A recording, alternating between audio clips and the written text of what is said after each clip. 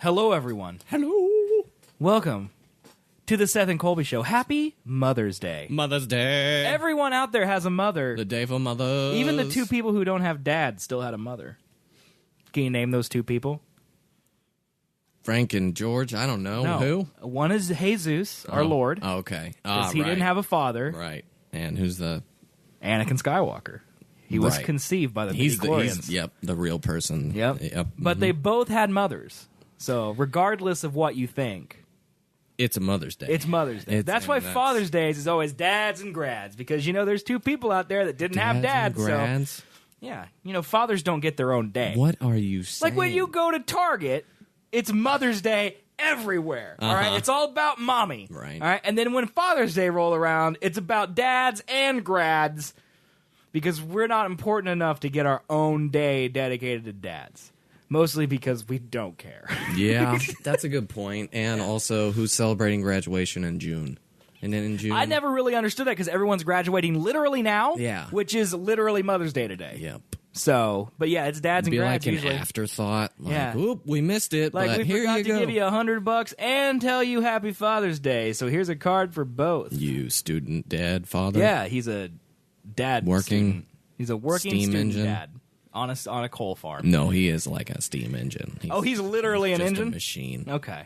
All right. Well, guys, welcome to the Seth and Colby Show. You could expect more of that over the next hour or so. It's going to be great. And the show's pretty thin today, mostly because we don't have any topics. Yes. Like when I don't want to take, it sounds like I'm taking credit. I didn't take credit, but when we brought back this show. Yeah, you're making the topic. Yeah, choices. I thought that we would have an easy time just talking about movies and music and pop culture, but we've done that. As it turns out, you know, in the 5 years that we've not done a show, Colby has come to hate all things entertainment, and so like now I can't just be like, all these cool movies, because he's like, all these movies suck unless it's the War of the Stars. Yeah. Yep. So the War in the Stars. Yep. The Stars of the Wars. Gets me.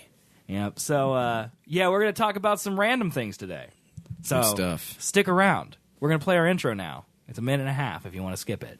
But if you're new here, don't skip it. Yeah, don't. And if you're not new here, don't skip it, because I worked at least an hour and a half on it. And I'm sure it was longer. It was probably longer. Like 2 days. But when you're having fun, man, it feels like an hour and a half. All right, here's our intro. Who are Seth and Colby? So-called podcast gods who blazed the trail for talk radio on the internet. What a ridiculous name. First partnering in 2008, Seth and Colby took the internet by storm with their unique views on the hot topics of the day. Science is a liar sometimes. We won't lie. They've been away a while. A lot of things may have changed. 45th President of the United States of America, Donald J. Trump. But Seth and Colby are here to teach you. This is America. You're either a duper or a dupee. I'm a duper. You guys are the dupees. To entertain you. Boy, that escalated quickly. And to make you laugh.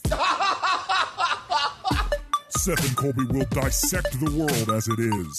Movies, meme culture, music, weird science. We didn't have time to work out the minutiae of the plan. And they'll bring it to you in a lovely package that will delight you and those closest to you. Now, ladies, gentlemen, boys, girls, and attack helicopters, here are Seth and Colby. And welcome, everybody. I sure hoped you enjoyed that beautiful introduction by Charles. Voice. A man we've had on retainer for over 10 years now. Mm-hmm. How do we keep getting him to come back? Longer. I can't believe it. He's still available. He's so talented. Best. Yep. But welcome, guys, to the Seth and Colby Show. This is episode number 3. Trace. On May 14th, 2017. Happy Mother's Day. To all those mothers out there, and the brothers from another mother. All the madres. The padres. Nope. That's fathers. Abuelas. Abuelas, is that grandmothers? Yeah. Okay, cool. And I like how you're bilingual randomly on this show. Like last week, we had a whole bit about you're going to speak in Spanish and I'm going to translate it. Because Colby's half Spanish. I don't know if you knew that. Yes, I'm Hispanic. Yep, he's Hispanic. But welcome, guys. We are live every Sunday, 2 p.m. Central Time at duo.com/live. Check us out. Follow us on Twitter at Seth and Colby. Pretty easy. And Colby? Yeah. Yeah. Also, if you want to listen to the audio version, it's on iTunes, Google Play, and Stitcher. You can watch our videos, see our beautiful faces, and not just hear our beautiful voices by going to duo.com/YouTube and checking it out there. And, of course, our website, which has all of these things, plus beautiful T-shirts that you could wear that say our names. And they're very soft. I mean, You put them on your... Yeah, it's like a blanket of cloud. It's like a cloud blanket. Cloud blanket. That's like business. The newest club is Cloud Blankets. They have everything. But anyway, buy a t-shirt. Go to duo.com/Seth and Colby. Duo, DEWOH.com. Like the dew on the leaf, and O. When Cameron actually, I think, thinks people know how to say duo. I think he might. Because they don't know how to say it. DWA. Yeah, it's not a thing. So, duo.com/Seth and Colby. DWA.com/Seth and Colby. Yo, you got any pizzas at the duo? I'll never forget that because Luke, my brother, was the one who said that it sounds like you guys sell pizzas. Duo? Yeah, or DWA, which is what he calls it. He thought it was pizza. DWA pizza. Yeah, and I don't really know. I never figured that out, how he thought that it sold pizzas, but is the snake getting in your way, man? I'm moving the giant There's snake. a giant stuffed snake. And it's not a euphemism. There's literally a giant snake.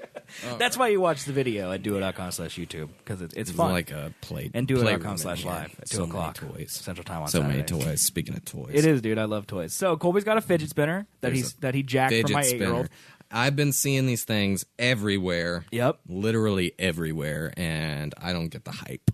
But you've been playing with it for the past 30 minutes. I've been playing with it for almost an hour now. And, I mean, it's got a perfect name because you're like, what do you do with it? Well, you fidget and you spin it. Spin. And there's some, like, when you turn it, there's some force, the G force from it. I was surprised, actually, how cool it was. Like, they're really hard to describe to people. Like so dumb, but so pointless. Yes. To where, why not?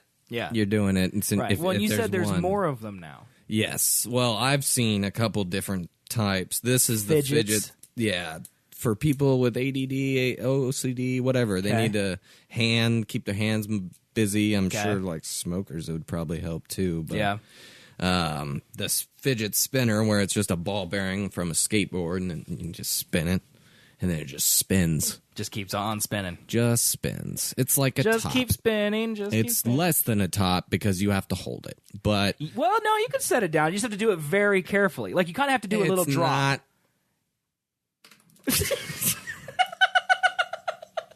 Let me try. That's obviously not a workable way to do it. Let a man do it. Yeah, you just flop it down. It didn't break. It broke. It broke. It did. So, okay, guys, not a top. But I've also seen one, it's like a dice. It looks like a very small... It on a soft surface. See?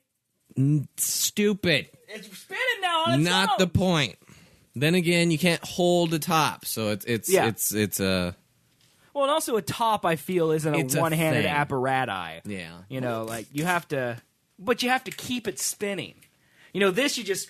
And then it just goes. You have to keep it spinning? No, it'll go forever, man. It will not go science. forever.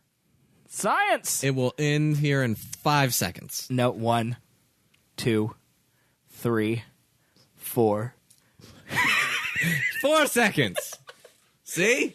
What a jerk. All right, so it's a little longer than 5 seconds, but it will eventually end because there's this thing called friction. But is that what it is? It's friction? It's friction. Okay. Are you really confident on that? Science, yeah. Okay. I'm pretty good at science and languages now. So, senor, back off, my abuela, and my gigantic gonzo. Gonzo's a Muppet. I don't know what the word for ass is. Ass. I don't know either. I feel like it's got to be cool, though. Punta.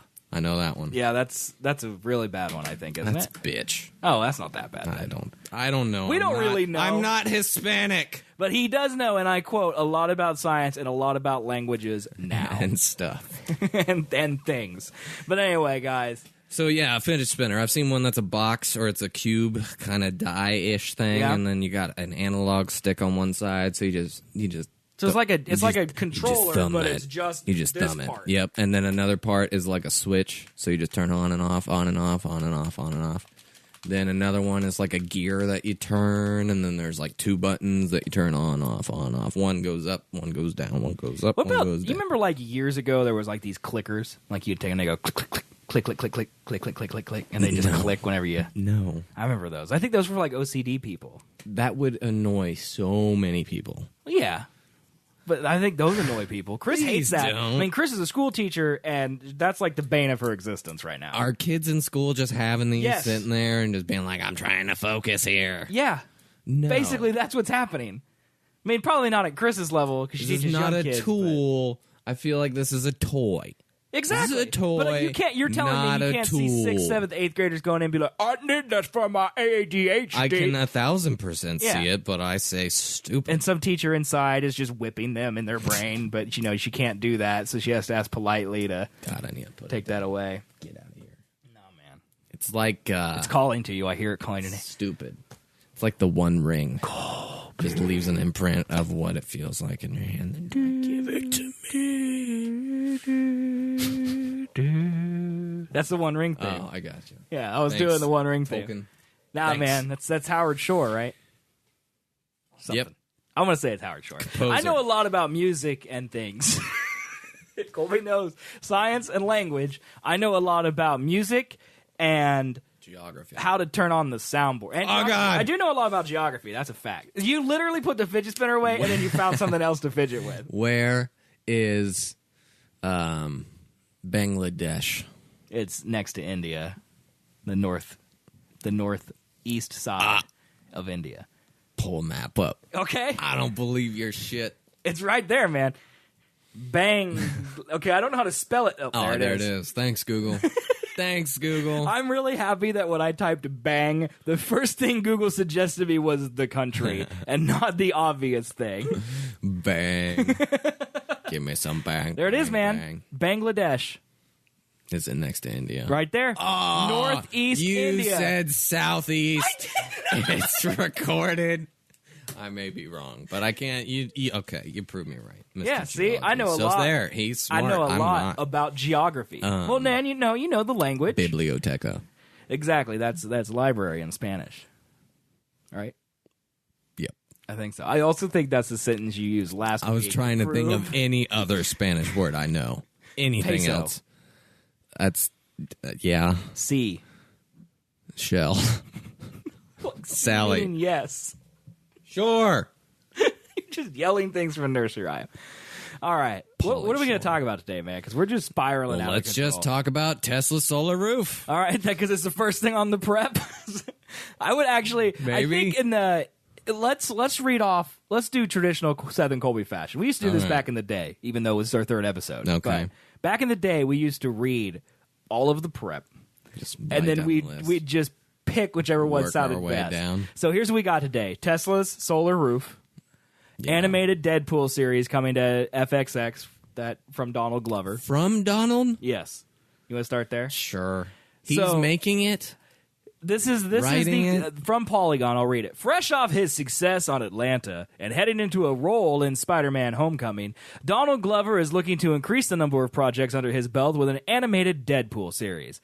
FXX and Marvel announced today that Glover would oversee the 10-episode first season, but did not confirm if the actor would be lending his voice acting talents to the series. Interesting. The show is described by Marvel and FXX as an adult animated series, so don't expect the merc with a mouth to hold back any of the vulgarities he's become known for. Nick Grad, president of original programming at FX, said the following the success of Legion, the network wanted to expand its working relationship with Marvel Studios.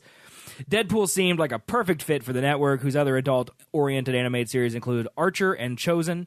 The announcement of the series comes just 1 year after Fox and Marvel saw incredible success with the character on the big screen. Deadpool would star Ryan Reynolds, a titular character, blah, blah, blah, blah, blah, blah. Deadpool is set to debut in 2018, along with the second season of Glover's award-winning series, Atlanta. Glover signed an overall deal with FX back in February to produce, star, and create new series for the network. So the reason I even included this is because I'm tired of Donald Glover. You're tired of him. Dude, why is he so great? And why is everyone all up in him about how great he is? Well, you just answered yourself. Because I said that to Pinella when we were talking, because I read this literally while we were playing games together. And he's like, hey, man, he can act, he can rap. I love his music. And I'm like... That's a great Pinella. Isn't that what he sounds like? And he was... I told Pinella, I'm like, I feel like his music is okay.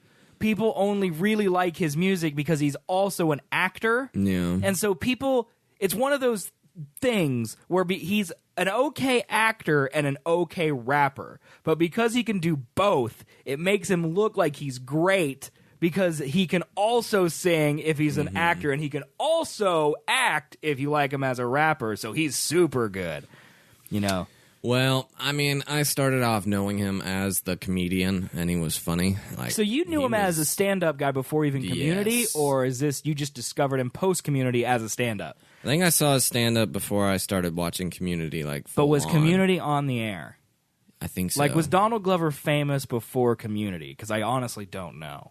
No, definitely not. That was his starring role, I'm pretty sure. Okay. Breakout, at least. And then, yeah, he was on that, left in the 4th or 5th season, and then started rapping. Right. And then rapped, and I mean, his first album, people loved. I didn't really enjoy. Like, I listened to it. It's just, it's his nothing. Second album, it's though, nothing special to me. They're creative. They're definitely odd because, like, the structures of his songs sometimes, like, there's a couple that I listened to a lot that were really good. Like, lyrically, just right. They were short lyrics, but they were just contrasting each other very well immediately, and it was just, I'm trying to remember the song name, but they're weird because it has like an intro, then a verse, then another verse, and then somewhat a chorus, maybe, and then it ends, and then just goes off into like instrumental. So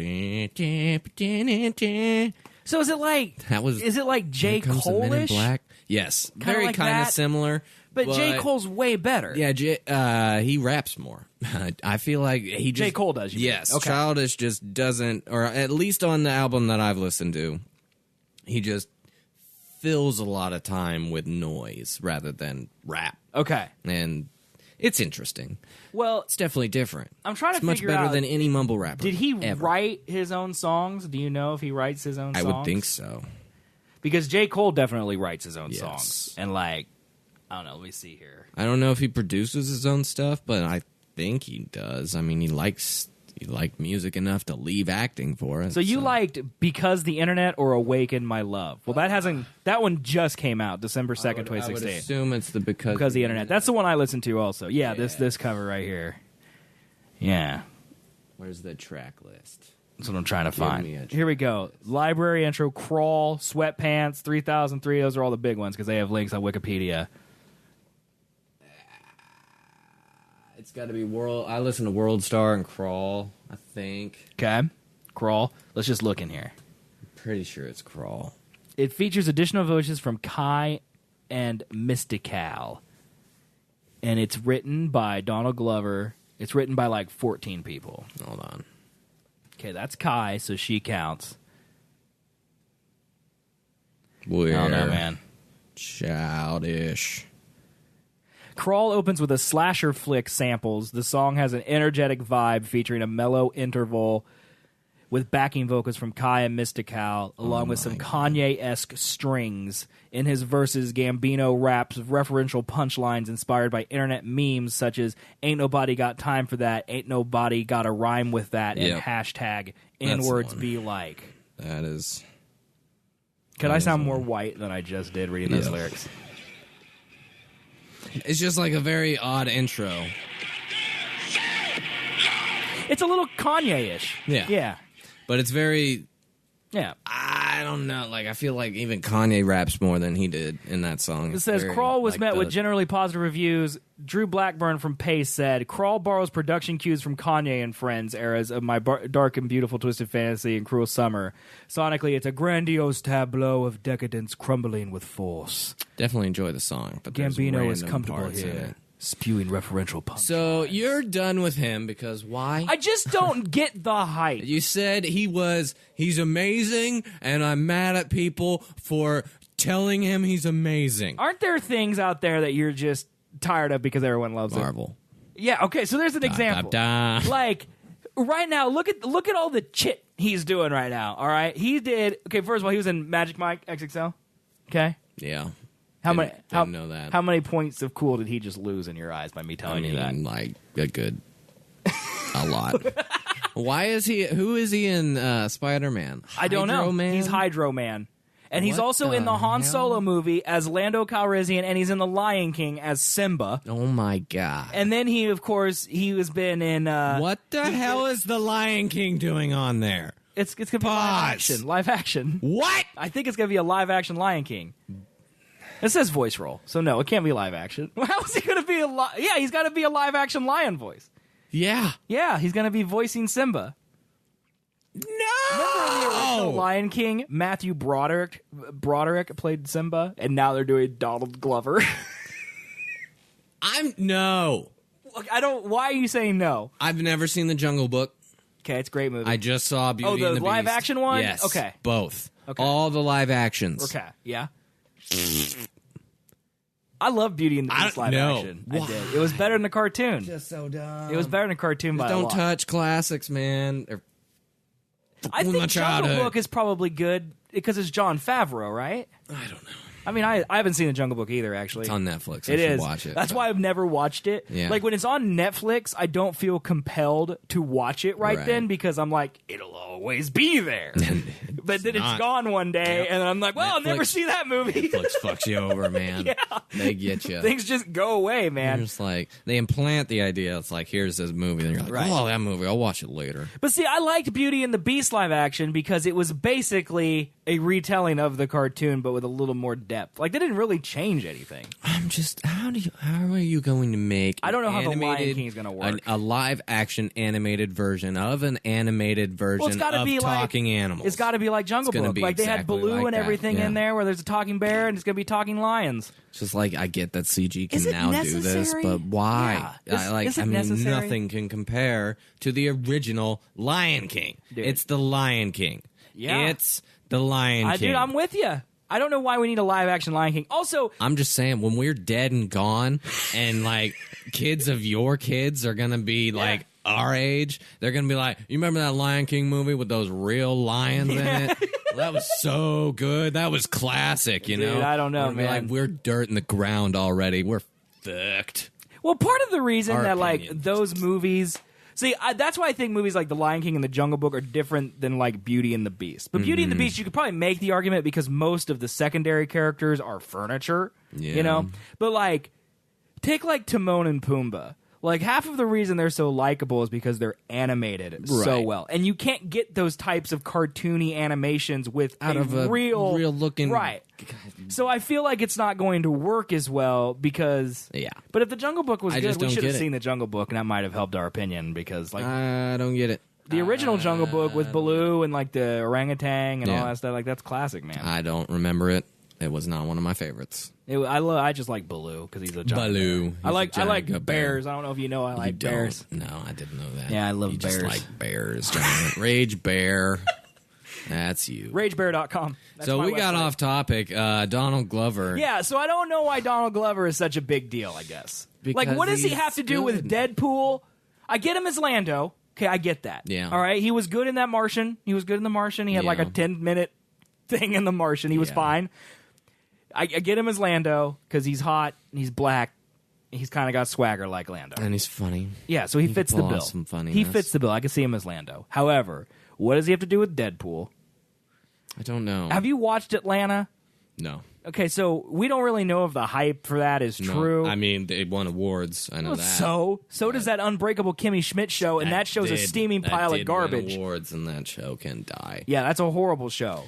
But I don't know. I liked if it's a comedy of any sort, which I think it kind of is. I think it's gonna, you know, like how Archer looks, right? It's going to be that, but it's going to be Deadpool. He's funny.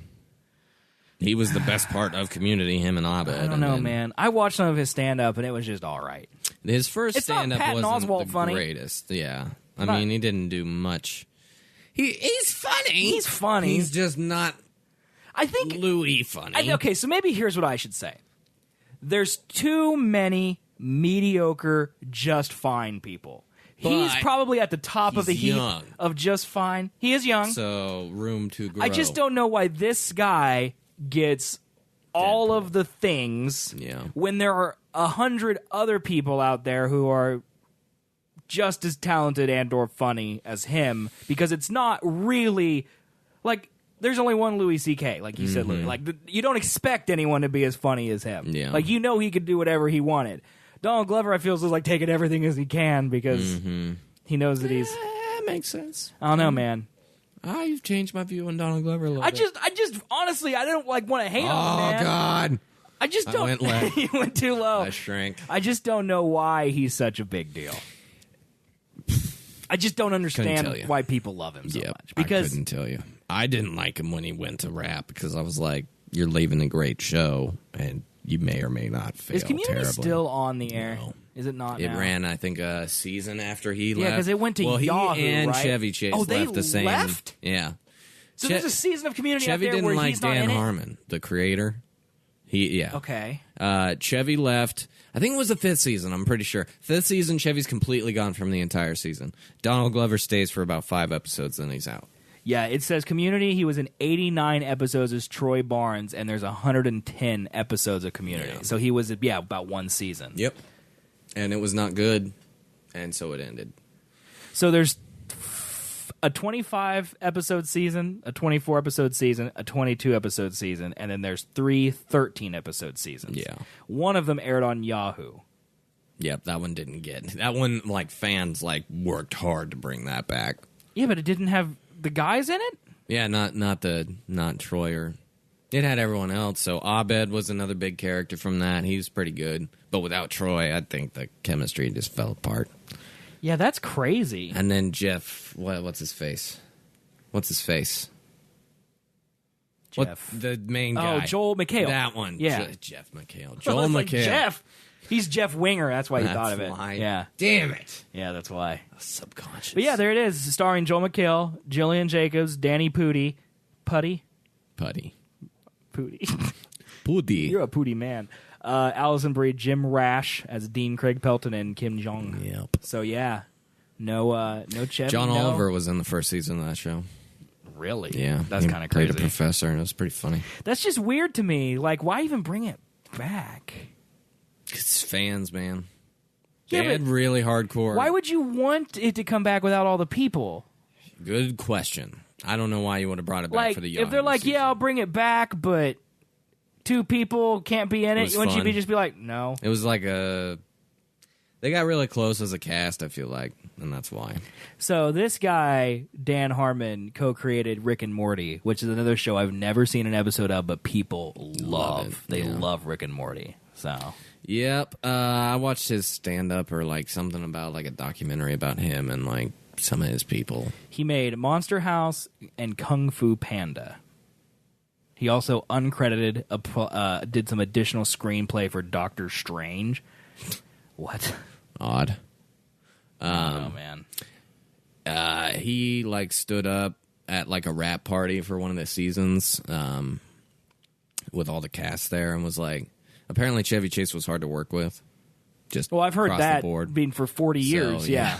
At like a rap party or something like that, Dan got on stage and was like, all right, everybody, we can release it now. The season's over. Everybody at the same time, fuck you, Chevy. Yo, I remember that, yeah. Right in front of his like wife and kids, and that pissed him off. So then he just left that party immediately and then left him a voicemail.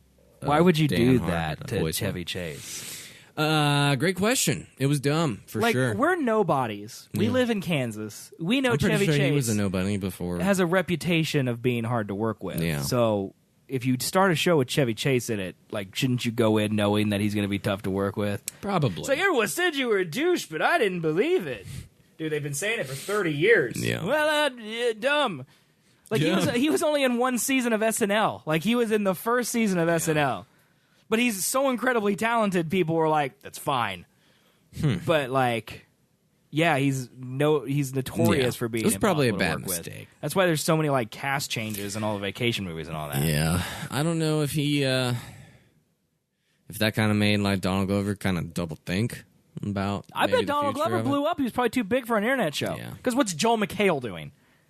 Well, no, he left before it was an internet show. It was on NBC. Well, yeah. Oh, he left before NBC even finished. Yes.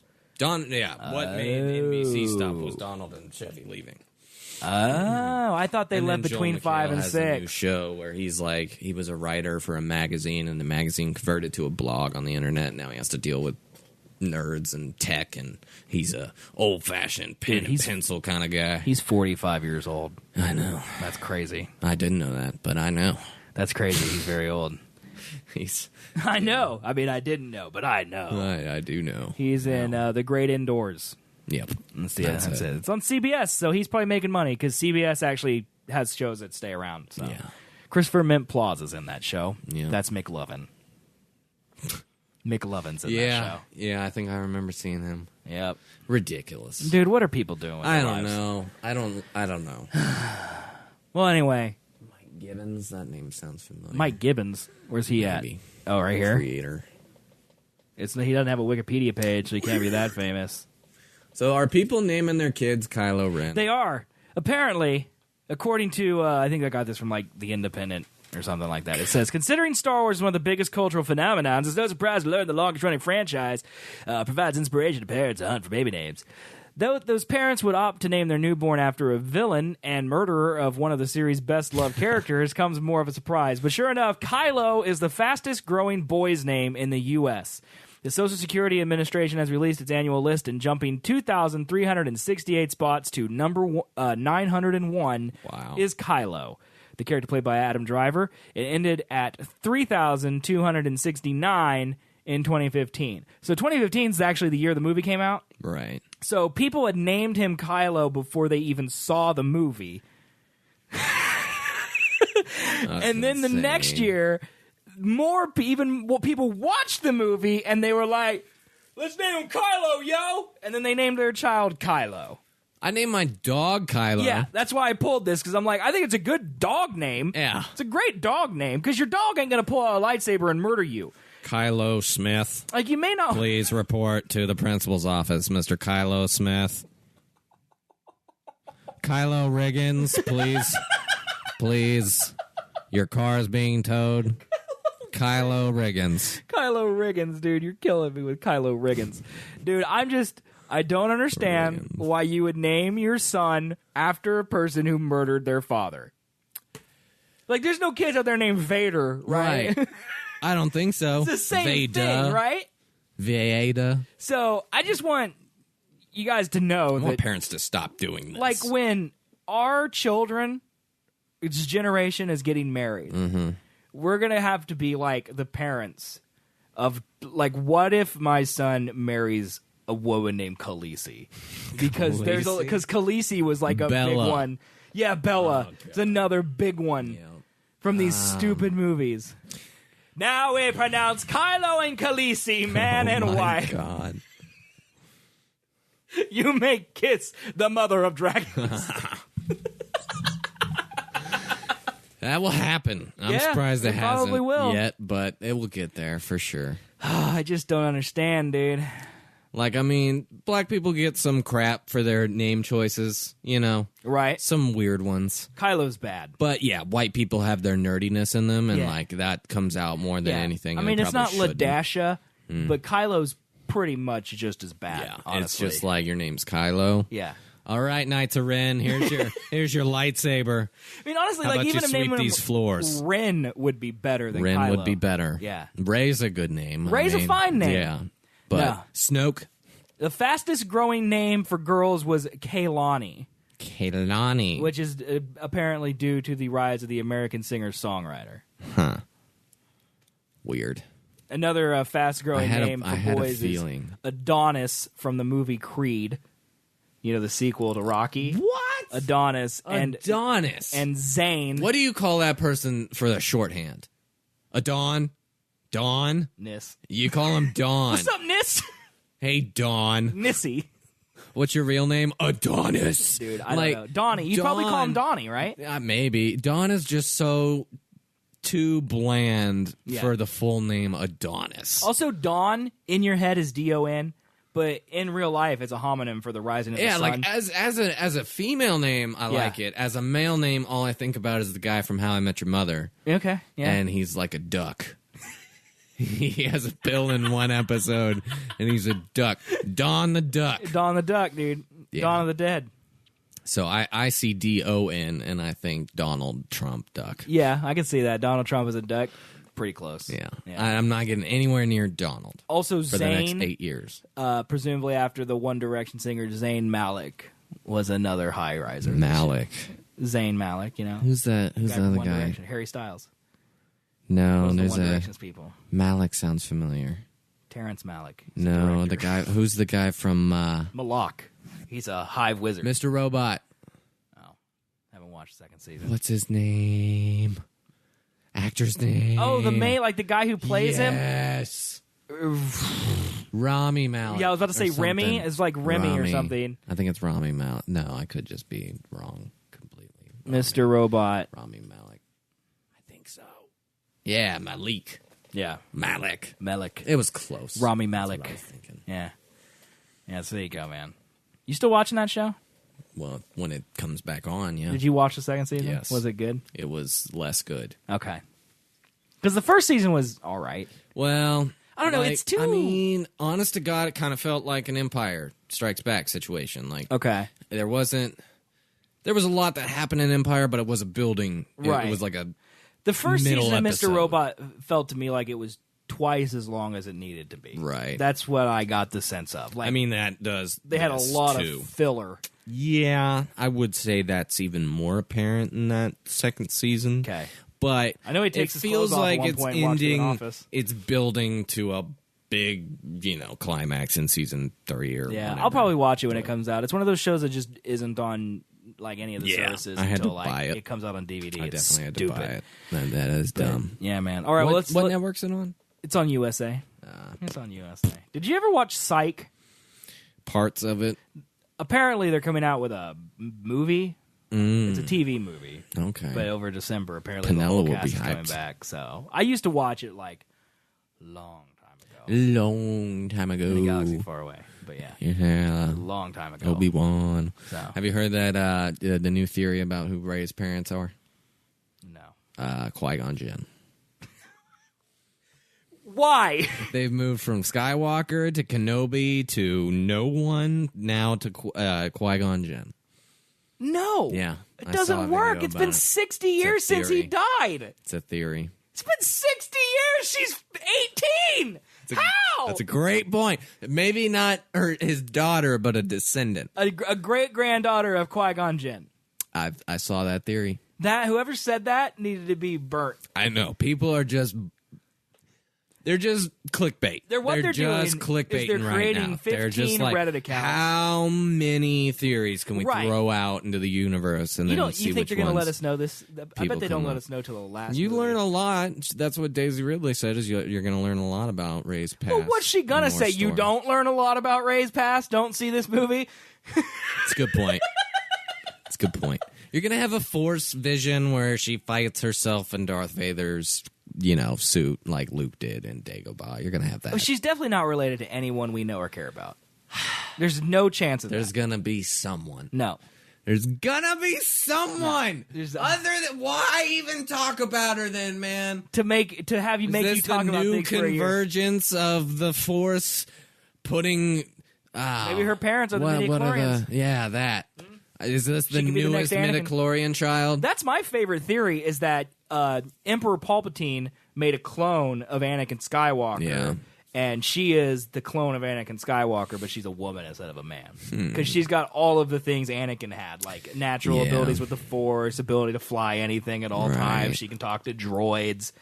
She understands all these languages. I mean, it would make sense because Star Wars, like I've said, Did you have a stroke, man? What just happened? My brain. Okay. George Lucas.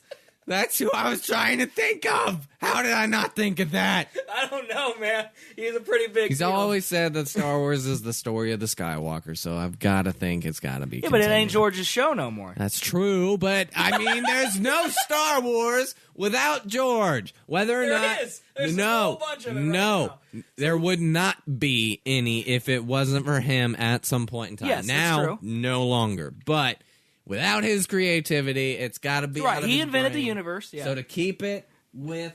Dude, you're out of control. Shut it. Get the fidget spinner. No. I know. My body's like freaking out. I need a fidget now. We didn't talk about this last week, but I meant to. Our very first episode, we talked about Star Wars and how Disney was Disneying it up. Apparently, that whole conversation triggered Cameron to, like... no belief, like he was just insanely enraged by what we were saying. Okay. Because apparently I approached it to you as like, I can't believe they're doing this to your beloved Star Wars. Mm-hmm. And he was telling me that the general consensus is Disney is finally doing it the way Star Wars fans want. Yeah. And making it the way Star Wars should have been in the first place, and most people are happy about Disney taking it. I've heard that. Yeah, I've seen older guys be like, Patton Oswalt loves it. Yeah, and see, like he's like a Cameron style nerd. Like he's into the comics and the expanded universe, and like we're just the movie people. Yeah, like there was another nerd. Oh God, he's been around and in so much stuff. He's Kevin Smith, big old dude, tall. He's got a giant beard and like balding on the top, and he's got glasses. No, but I can imagine him in my head. Probably looks like every hipster. It was in Portland. Another celebrity talking but he's happy about it. And yeah, he was like, he said that he loved the first 4 or the first 3, and then the prequels just like stabbed him in the gut, and now he's like what did he say?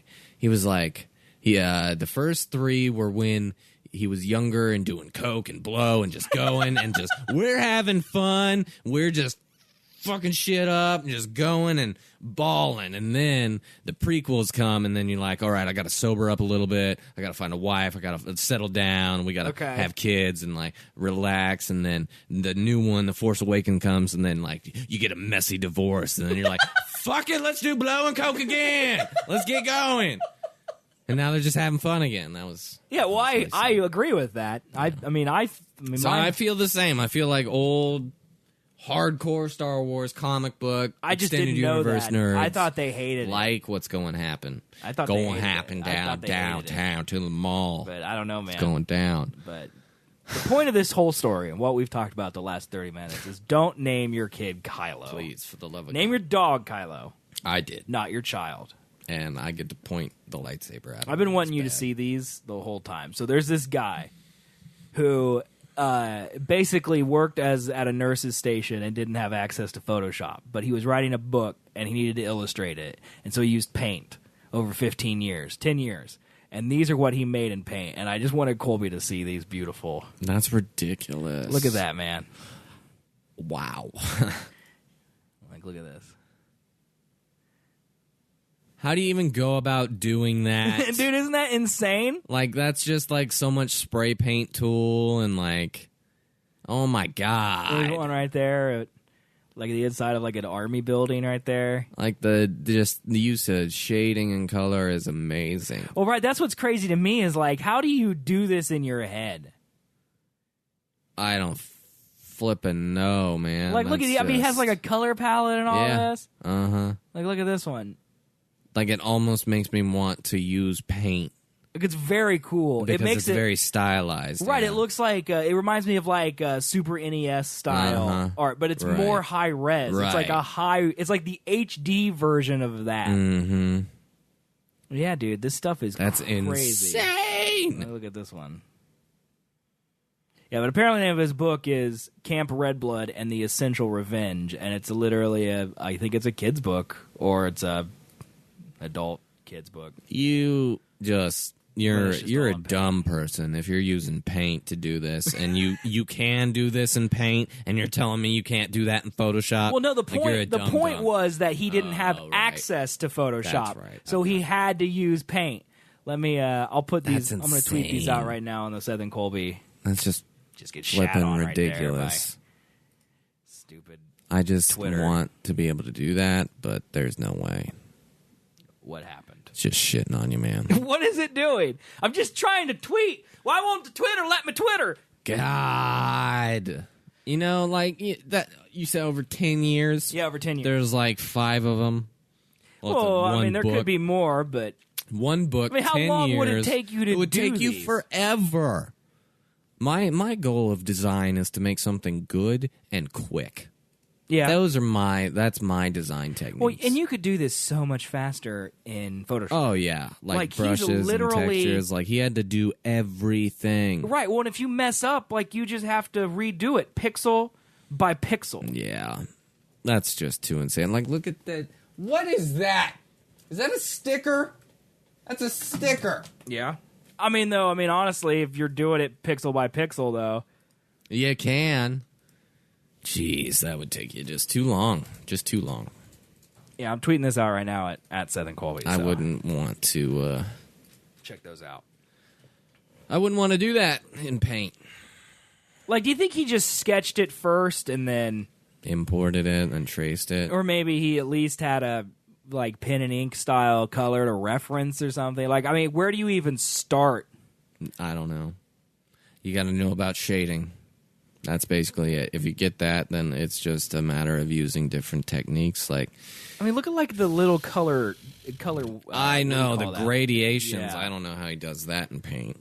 That's nuts to me. Yeah, like I mean, all the little tiny distressed detail and stuff. I mean, that's just time, literally just putting that in. But those gradients, I mean, it's the same kind of thing. It's nuts, dude. That's stupid. I don't know why someone would put themselves through that. Yeah. He said, turns out sometime, blah, blah, blah, blah. Pat Hines, who couldn't be bothered to learn Photoshop and illustrated his ebook using good old Microsoft Paint, said, I suck at Photoshop and other programs and have exclusively worked in Microsoft Paint for over 10 years. I honed my craft working long overnights at a hospital reception desk. That's when it came to choosing the program to create illustrations for his novel Camp Red Blood and the Essential Revenge. He looked no farther and just went to something he was already good at. If you still have doubts about Hines using some other program, he suggests you either download the pictures and zoom in for a closer look or go to his DeviantArt page where he documents how he makes similar art in step-by-step pics. Let's do that. Insane. Let's look at his DeviantArt. Captain Redblood. Good. I want talent like that. I don't know if you do. Like this...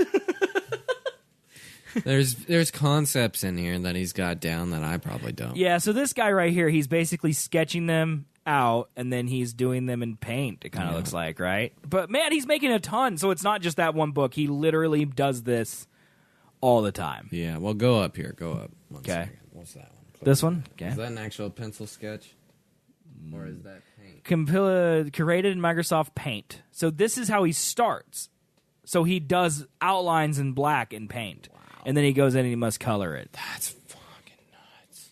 Yeah, that's insane, dude. Oh, my God. Yeah, because here's more examples. Like, there's that inside of that army thing. Yeah. Like, he just does a black and white, literally black and white. Like, only colors he uses are black like and white. Line drawing, yeah, even. It's a line it's drawing. Not even with shading yet. Like, look at those stars. Yeah. Look at those vents. Like, I would kill myself having to do that. Yep. That's intense. Here's Bill Gates in Microsoft Paint. That's just nightmare fuel right there. That is very scary. Yeah. Just let this haunt your nightmares right here, dudes. Can I put this in here? Does it work? Can I tweet yet? No. Decadent tweet? It don't work. Deck tweets. It don't work. That's fine. Whatever. But, yeah, I wanted you to see those so you can feel bad about yourself and everything you've accomplished. I'm very in life, so. now just depressed. Well, let's talk about something that you were right about. Hollywood fearing the worst box office summer in a decade. Guardians of the Galaxy Volume 2 currently sits atop the worldwide box office. Disney and Marvel's sequel having already grossed over $500 million. Still haven't seen it. However, the latest box office predictions state the first weekend of May through early September, takings will be down 5 to 10% from last year. According to the Los Angeles Times, that's a total loss of $450 million as the overall summer gross in the U.S. is expected to fall from $4.45 billion to $4 billion, the worst in a decade. While seemingly a relatively small percentage for the entire cinema industry, it could be quite disastrous. The publication states how many executives are worried there'll be just too many sequels and franchises overflowing the market. Some of the tent poles are just not as strong this year, 20th Century Fox head of domestic distribution Chris Aronson says. Pirates of the Caribbean, it's the 5th one. Transformers, it's the 5th one. Fox has just released their 6th installment in the Alien franchise and are releasing the 3rd in a rebooted Planet of the Apes.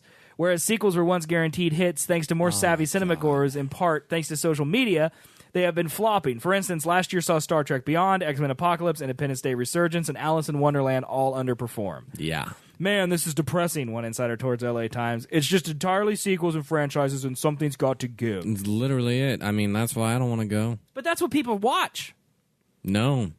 It's what people watch now. Right, well, that's what I mean. Like, there are movies out there. They got hooked with the Marvel shit where they were like Iron Man, Thor, Captain America, Avengers. Oh my god! Like, so much splooge for that movie. Disney has always done franchises. Like, I feel like you should take them out of the equation because they've always been about franchises because that's literally their business, is their characters they own. Mm-hmm. What about the Sonys and the Foxes and the Lionsgates and all these other companies that literally are supposed to make movies? There are no more original movies because people don't go see them. Like, think about, like, the Matt Damon movie Great Wall, I think is a perfect example. Yeah. Completely original.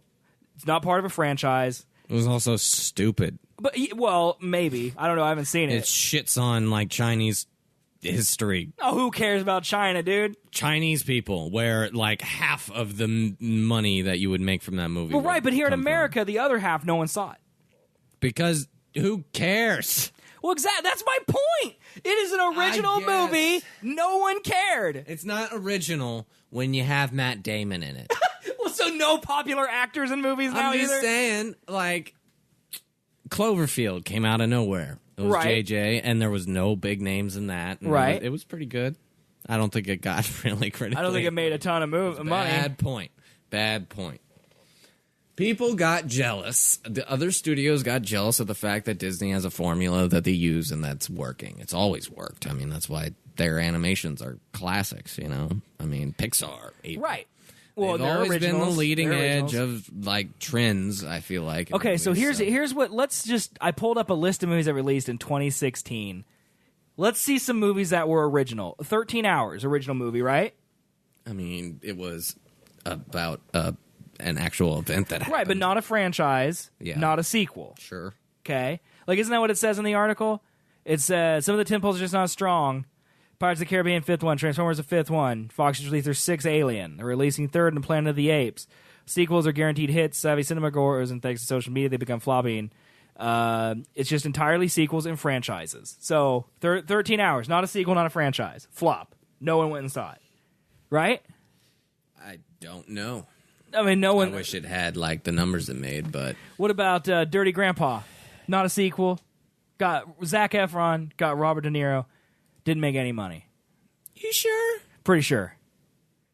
Let's see. Does this say what movie? I wish it told us the money. Yeah, that'd be nice. Good to do research. That'd be nice. What's the box office mojo? Right? Isn't that a thing? Is that a thing? I think that's the thing. I don't know what that thing is. I think that's the thing, dude. It's the thing. Here's my giant snake. Woman at your purse. Oh God, you that's got touching touched me. By it's touching me. Why is it touching me? It likes you. Here we go, 2016. That's a just. Go by date. How do you go by date, dude? I want to get to 2016. Here, can I do this? 2016. I'm falling over. I'm like hacking right now, dude. Hack your way. Here we go. All right. Here we go. So, Dirty Grandpa, not a sequel. 75th movie. It made $94 million off of $35 million. Or no, sorry. Where's the budget? It doesn't say the budget. Dude, why are they killing? So we get one metric, but now we need another. Yep. God damn it. I'm telling you, it's horrible. Not even worth it. Can I click it? It made some money. Production budget says NA. So we don't know how much it was. Well, what a... Oh, making us look like fools, dude. What a okay, shit Finest show. Hour. What about Finest Hour? Disney, Chris Pine, original movie. I didn't watch it. Not a franchise.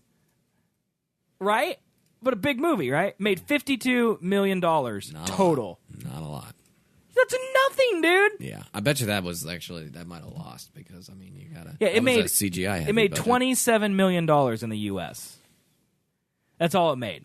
Well, and look what it debuted with. Well, don't the most Fifth Wave people Kung Fu Panda 2, which probably made all the money. Kung Fu Panda. Don't most people like not go see every movie that comes out? Well, yeah, like but they would budget their movies over the course right, of the but year. Wouldn't like you think that that's the reason franchises and sequels are more successful? Right, because think, it's just the fact that there are so many now that you have to see. It's like, well, right. I got a brand new Star Wars this year, or I got a brand new Avengers movie.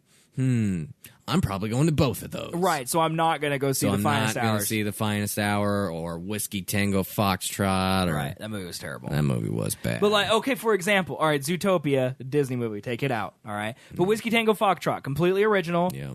Okay, it wasn't. London Has Fallen, man. And then London Has Fallen, a sequel, crushed it. Probably did make way more money. So all these people are complaining about it being down and the fact that sequels and franchises there, but they're still making normal movies. People just aren't seeing the movies. And don't you think that's where the loss of money is coming from? I think so. I mean, isn't the logic here that if there weren't sequels and franchises to compete with the original movies, people would see the original movies because there would be nothing else to see? Right. That's the logic. So if you're one of those families that does budget, which I assume is most people, I'm only going to see one movie a month, or two or whatever, you're going to go see the sequel in the franchise that's in the theaters because you know if you liked the first one or you liked the characters already, you're probably going to like the second one. And it's more, it's better to spend $40 on that than spend $40 on Whiskey Tango Foxtrot, which you know nothing really about except a trailer. Well, whose fault is that? Is that our fault or is that the studio's fault for giving goddamn Paul Blart 2 how do you $20 million for a budget and then you give some other good movie for $1 million? How do you fix that problem, man? If you're a movie exec, how do you fix content, not future profitability? But okay, so look at this. They're investing in the future profitability that they're going to get. Here's April 8th, all right? Demolition starring Jake Gyllenhaal. Okay, Hardcore Henry, which was pretty viral. Interesting, completely unique movie. The Boss, a Melissa McCarthy comedy. Yeah. That's all that came out that week. I bet every single one of those was flops or didn't make a lot of money at least. I'm sure. And I guarantee you movies like The Boss were supposed to be big and no one went and saw them. And you know why? Because there's no sequels and there's no franchises that week. Everybody's waiting for the next week or the week after when The Jungle Book comes out, or let's see what came out after that. It was a couple weeks of duds and then Captain America. Then Angry Birds. You think like those? Then X-Men. I mean, if you Ninja Turtles. Go back to The Boss. If you take The Boss as an example, I never seen it. Okay. But I would assume I could tell you exactly how that movie goes. All right, I've seen it, so let's see how it is. Like she do you know the premise? No, I don't. Okay, the premise is she is like some magnate who has an assistant. And then, like, she loses what she got, and then she's got to go down to a lower level of income and then learn something about herself, and then she does, but then she gets all her money back and then helps the people that she found out when she was lower. It's exactly the movie. Those are cookie cutters. Right. Like, I mean, they're doing the same thing with superhero movies, but before superhero movies were good, superhero movies were bad. Right, I agree. So the change from going from I could spend $40 on Batman Forever, or I could spend $40 on The Dark Knight. Right. I'm going to do that over that because it's not like what I've seen before. It's something new and different. Right. But this comedy, you've seen 1 billion times. Yeah. Every single comedy is going to be exactly like that. I think this week... So they're not doing anything new or risky or... May 20th, 2016, okay? The Nice Guys came out. Russell Crowe. That was different. That's an original, non-franchise, sequel, I didn't think it was that funny.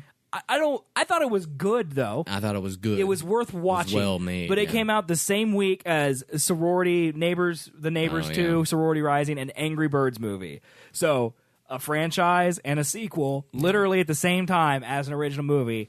The Russell Crowe movie, I'm sure, got crushed. Yeah, I don't think it did well. But you're not going to release just this movie, right? Because no one will go see it. They'll be like, "Well, Alice in Wonderland and X-Men is coming out." Literally the same day, a week from now. I would have paired The Nice Guys with, like, whatever that is, Me Before You. pair those two together, and no matter what, you're gonna. But then everyone would have seen Ninja Turtles. No. Ninja Turtles was huge, dude. Michael Bay, man. Yeah. Get out. Yeah. I'm going to see Transformers, but get out. I mean, Pop Stars is the same thing. It's It's not a franchise. All right. It is not a sequel. Mm-hmm. It's an original comedy. Yep. I'm sure it's cookie cutter. It's basically the boss. Guy's big and cocky. Yep. No longer big and cocky, loses everything. Somehow gets it back, learns his lesson. But still, original comedy. Mm-hmm. So it's big. Had a lot of funny songs in it. You know, no one saw it because the Ninja Turtles was out. I didn't see it. Yeah. I also didn't see it because I thought it was going to be stupid, like most comedies that I've seen in the last 4 years have been. Yeah. And then, like, Central Intelligence was an original comedy. That came out the same time as Finding Dory. You know? I don't know. So the movie studios, I think you're right. I think you're onto something. They pair the indie movies with a huge sequel. Mm-hmm. Like, there's no reason Central Intelligence had to come out the same weekend as Finding Dory. Right. But then again, where are you going to put it? Because the next week's Fast and Furious, the next week's Independence Day, the next week is Tarzan and BFG, the next weekend is A Secret Life of Pets, a huge family movie. The next one's Ghostbusters. The next one's Star Purge Trek. Came out in July. That's so weird. Yeah, it was the 4th of July theme, wasn't it? Well, it was like election themed. Yeah. But whatever. But yeah, I mean, there's every single week there is a new has a franchise, because Ice Age and Star Trek Beyond, July 22nd, Bourne, July 29th, Suicide Squad, August 5th, Pete's Dragon, Disney movie, August 12th. Is there just more people doing movies now? That could be. That's got to be it, That could be. Like, here's a week where there are 3 originals: War Dogs, Kubo, and then a remake of Ben-Hur. Ben-Hur flopped horribly. Yep. That was one of the reasons Sony's like out of money right now, because they made Ben-Hur as a huge budget. No one went and saw it. But Kubo and War Dogs were both pretty good movies. Mm-hmm.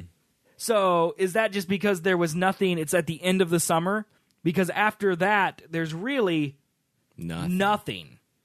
I saw Snowden mainly because that intrigued me. Right. And like Magnificent Seven was kind of big, but only because of the cast. Yeah. But again, a remake. Deepwater Horizon was pretty good. And it was Mark Wahlberg. So there's like 2 weeks in between the end of August and the middle of September where you can put out indies and people will see them before the holidays start up again. Because it's literally after that, it's the same thing again. Let's see. Like Inferno, Doctor Strange, Trolls, Fantastic Beasts, Moana, Rogue One, Assassin's Creed. Yeah. Like, it's just every week there's something huge, man. And they're paired with these small movies. Like The Founder was a great movie. I don't know if you saw that one about McDonald's. It's good. Came out at the same time as Rogue One. Who's going to go see Founder over Star Wars? Definitely no one. Right. Would be my guess. But they spent $20 million, I'm sure, on The Founder. Yeah. And so 3 people saw it. They lose all that money. That's why the box office is down, right? Well, I mean, what do? Do you start releasing on a different day? Well, you got to look at it like the theaters look at it, too. Because, like, think about the Warren. There's, like, 21, 22 theaters probably at least? Something like that? Let's just say there's 20 theaters. And you got all these movies that just came out.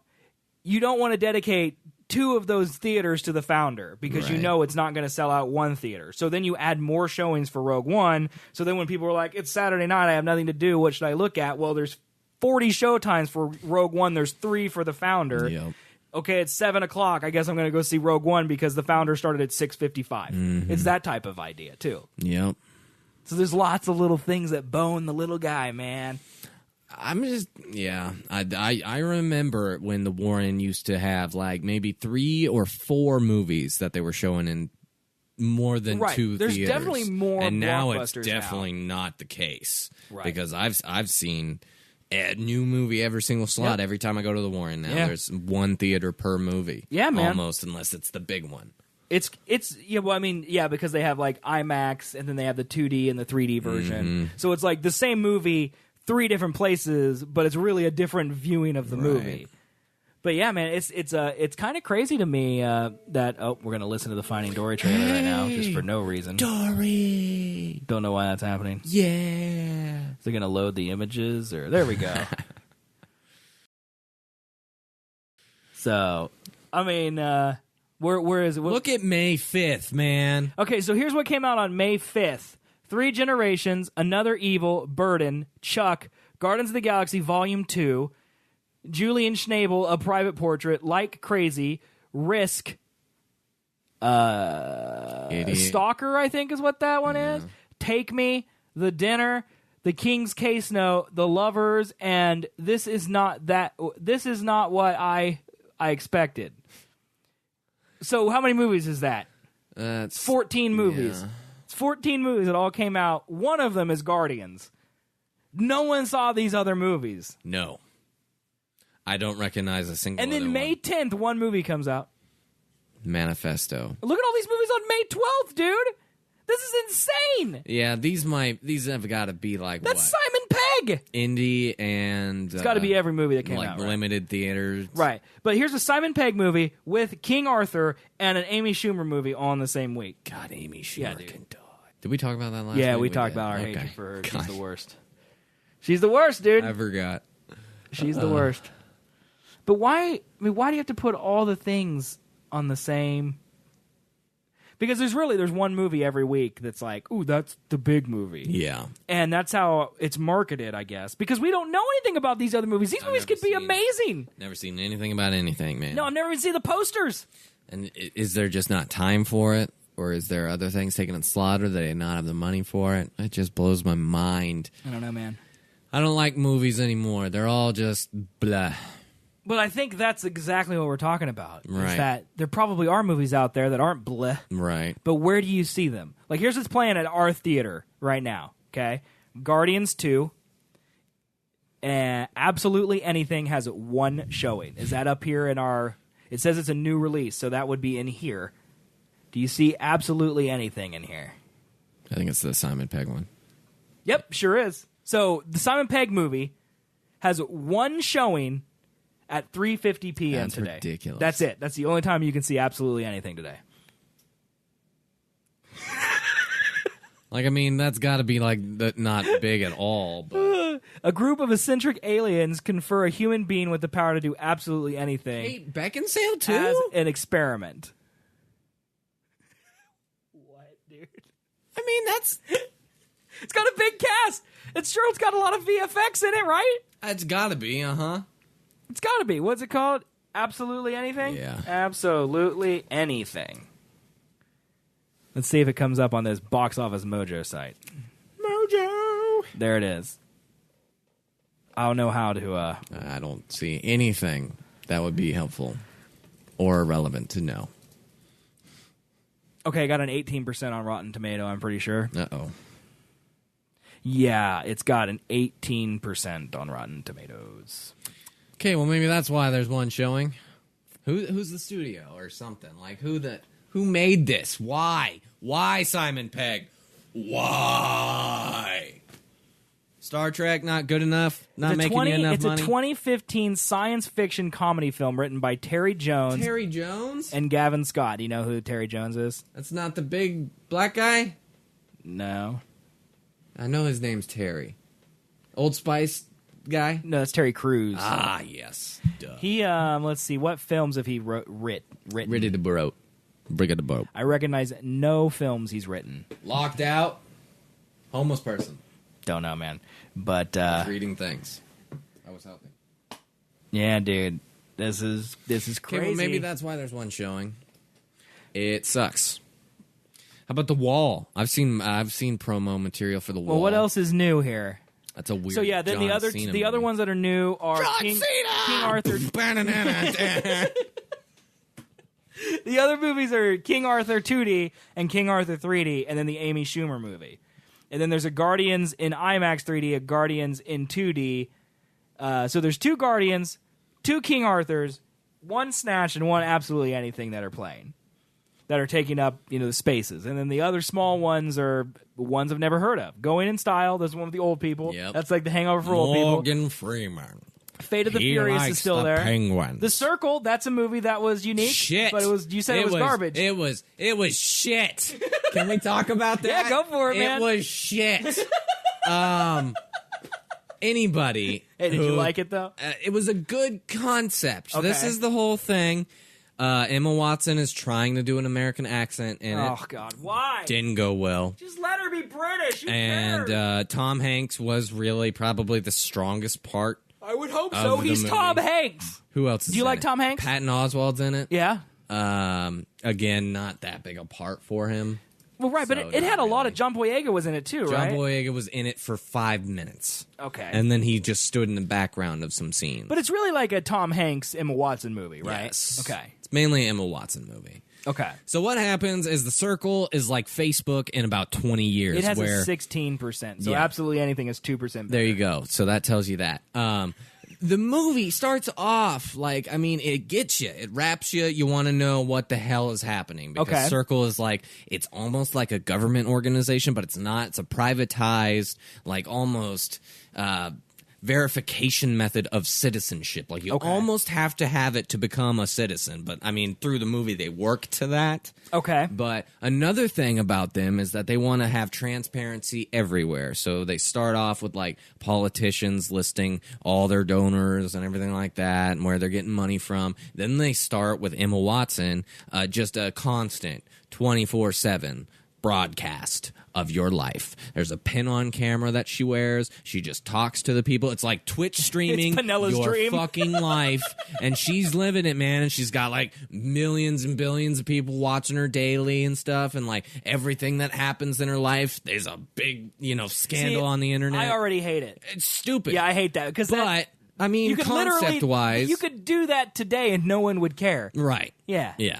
No, that makes sense totally. But I mean, with the stage of being on Facebook, if Mark Zuckerberg was starting to stream That's his true. life, I mean, so is she yeah. a big up in the Yeah, she is okay. like. All right, so she's not some like, rando. right? Gotcha. They moved her forward in the company because she was willing to do this as like Got the you. first person to record their entire life. Okay. So she's like their spokesperson basically now is what it is. So then they introduce like this new thing that they're trying to do, which is the ability to use their audience on their social platform, which is basically always on the social platform in some way to find people.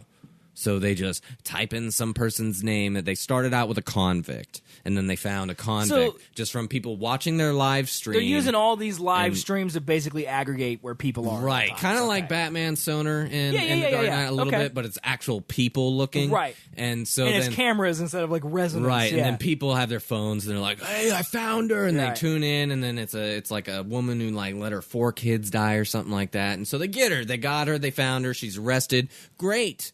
But then like right after they try that, they try it on a normal human being who is not a criminal, and who just doesn't like social networking or the media or something like that. So he gets found and chased and prodded, and he doesn't want any, so he's like running away. He gets in his car, he gets in his truck, he's driving, all these people are following him, drones are flying next to him. So far it sounds kind of cool though, right? Yeah, no, premise great. Okay. Premise great, and then he drives off a fucking bridge.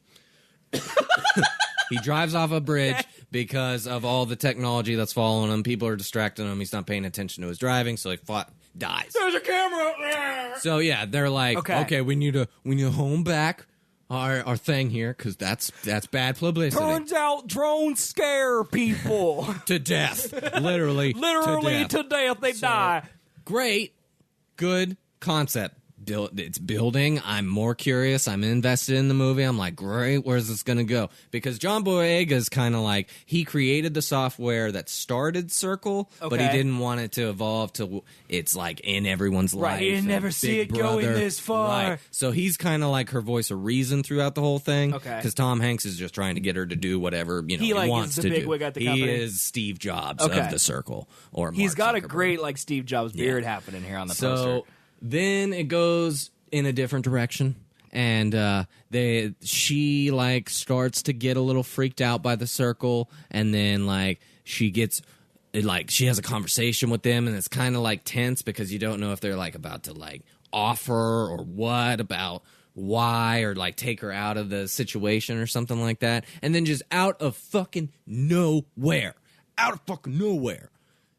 this is like hour 20 minutes, hour 40 minutes into the movie. It's only 2 hours. It's been kind of cool to watch. It's been kind of cool to watch. Okay. So like it's building and building. You know something's about to, like, the circle's going to either kill everyone or like you're going to be like an outcast or something. If you're not in the circle, it's going to be like the Empire, you know, or something. But then she apparently, I don't know, hacks Tom Hanks and Patton Oswalt and then figures out that they were doing some shady stuff and then releases that information during like a live, you know, one of their keynotes or something. Okay. And then is like, see, this is why we can't have these people in charge. We need to take it for ourselves and make it what we can make it. And then she like leaves out the door and like with the whole crowd in the audience is like, oh my God, like shit's happening or something. They follow her out, fades to white, and it ends. What? It fucking ends. So you get no confirmation really that Patton or Tom Hanks are bad or what they're doing are bad. They don't talk about what it was. About nothing. The information. Exactly. It just ends with no ending. What? That makes no sense. So it should have ended with her, like, you know, like arresting them or taking them to jail or explaining what they were planning on doing, their big plot, you know, but nothing. They just are like, they probably stole some money from some people. And then like Tom Hanks like looks over to Patton when it's happening. He's like, we're fucked. And then that's it. You don't get any more conclusion from that. The circle continues. To be like a social commentary about privacy. Mm-hmm. Yep. That's it. That's 100% it. It's like we're sacrificing our security, our privacy for security, kind of, because I mean the circle is like your payment processing, driver's license, like it's integrated really heavily into your life. Real life right now. I mean, basically, yeah. I mean, Apple has your credit card. Shittiest movie ending I've ever seen in my life. It was like, you remember The Golden Compass? You remember that movie? Oh, God. The one with the big polar bear? Yeah, you remember how it ended? How it just was like the biggest cliffhanger? Yeah, it was like, we're getting a sequel. And then they didn't make the sequel. We're getting a sequel. Yeah. No. Yeah. It was worse than that because they knew they weren't going to get a sequel. Yeah, it's a book, right? Like it's This Is It. Oh, is it? Yeah, I'm pretty sure Dave Eggers actually wrote the book. Well, they might have trailed off somewhere or didn't include some parts because... You ever seen Black Mirror on Netflix? No. You haven't watched that? I've heard about it, but no. The first episode, well, it's a show. I think they do different like concepts per episode, like it switches, but the first episode's like about like a ranking social network system in your life. Like Facebook gives you a number based off of your interactions with people, what you do, like how nice you are and all that. What do you think our numbers would be, dude? Oh, dude, we would be dead. We would be dead. 6. Yeah, there's like this in the TV show Black Mirror. There's like an underground society of the people that are like 1s and 2s. And We'd be the kings of that society. They're the poverty. They're low game, and then like highs, 4s and 5s. They're like where you want to be. And this girl, it's a story about this girl like builds and builds and builds. She gets really high, and then does something crazy.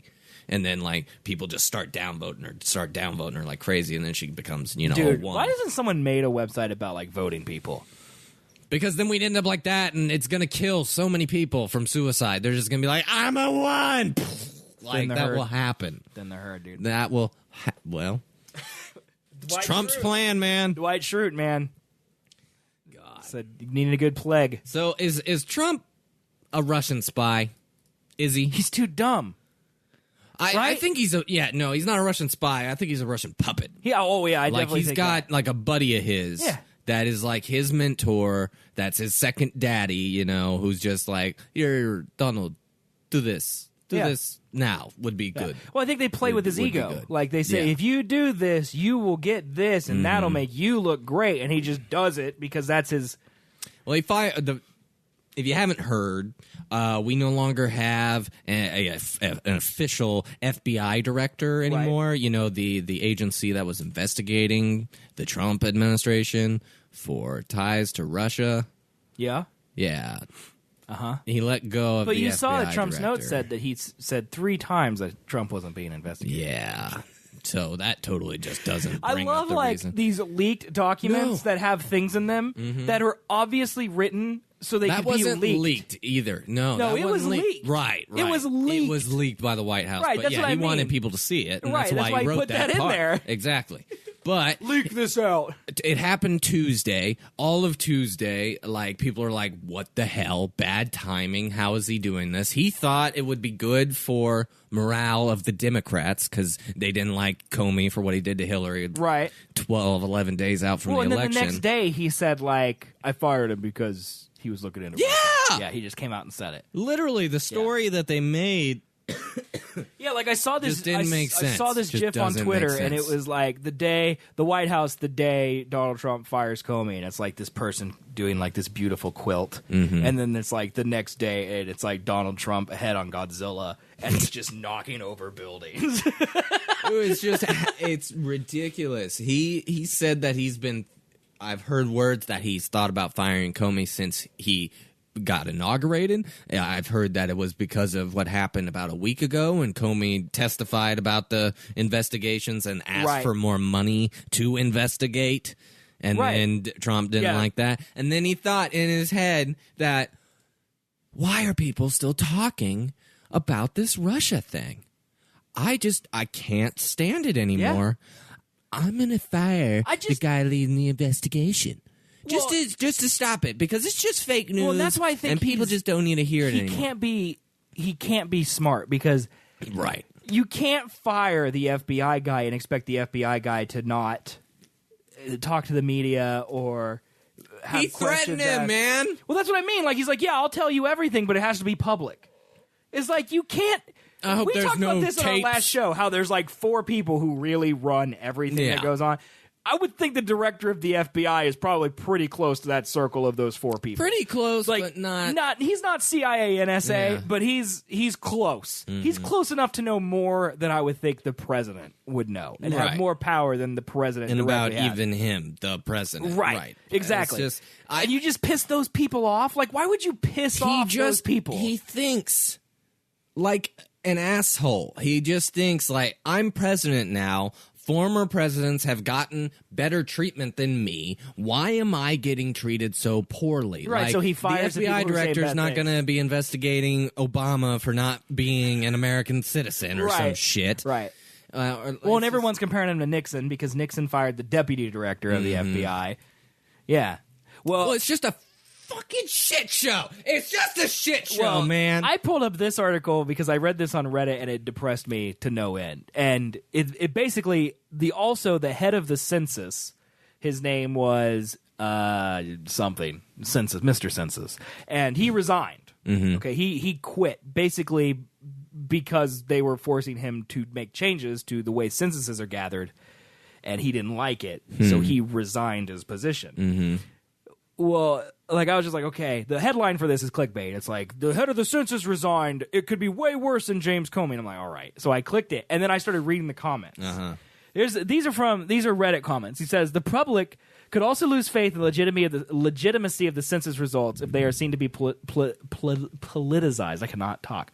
If President Trump, for example, who has already ridiculed federal statistics and attacked federal institutions, were to, quote, send one errant tweet during the census calling into question the integrity of the process, he could do a significant amount of damage, forcing what could become a constitutional crisis. And you're like, yeah, that's kind of true. And then it just keeps getting worse.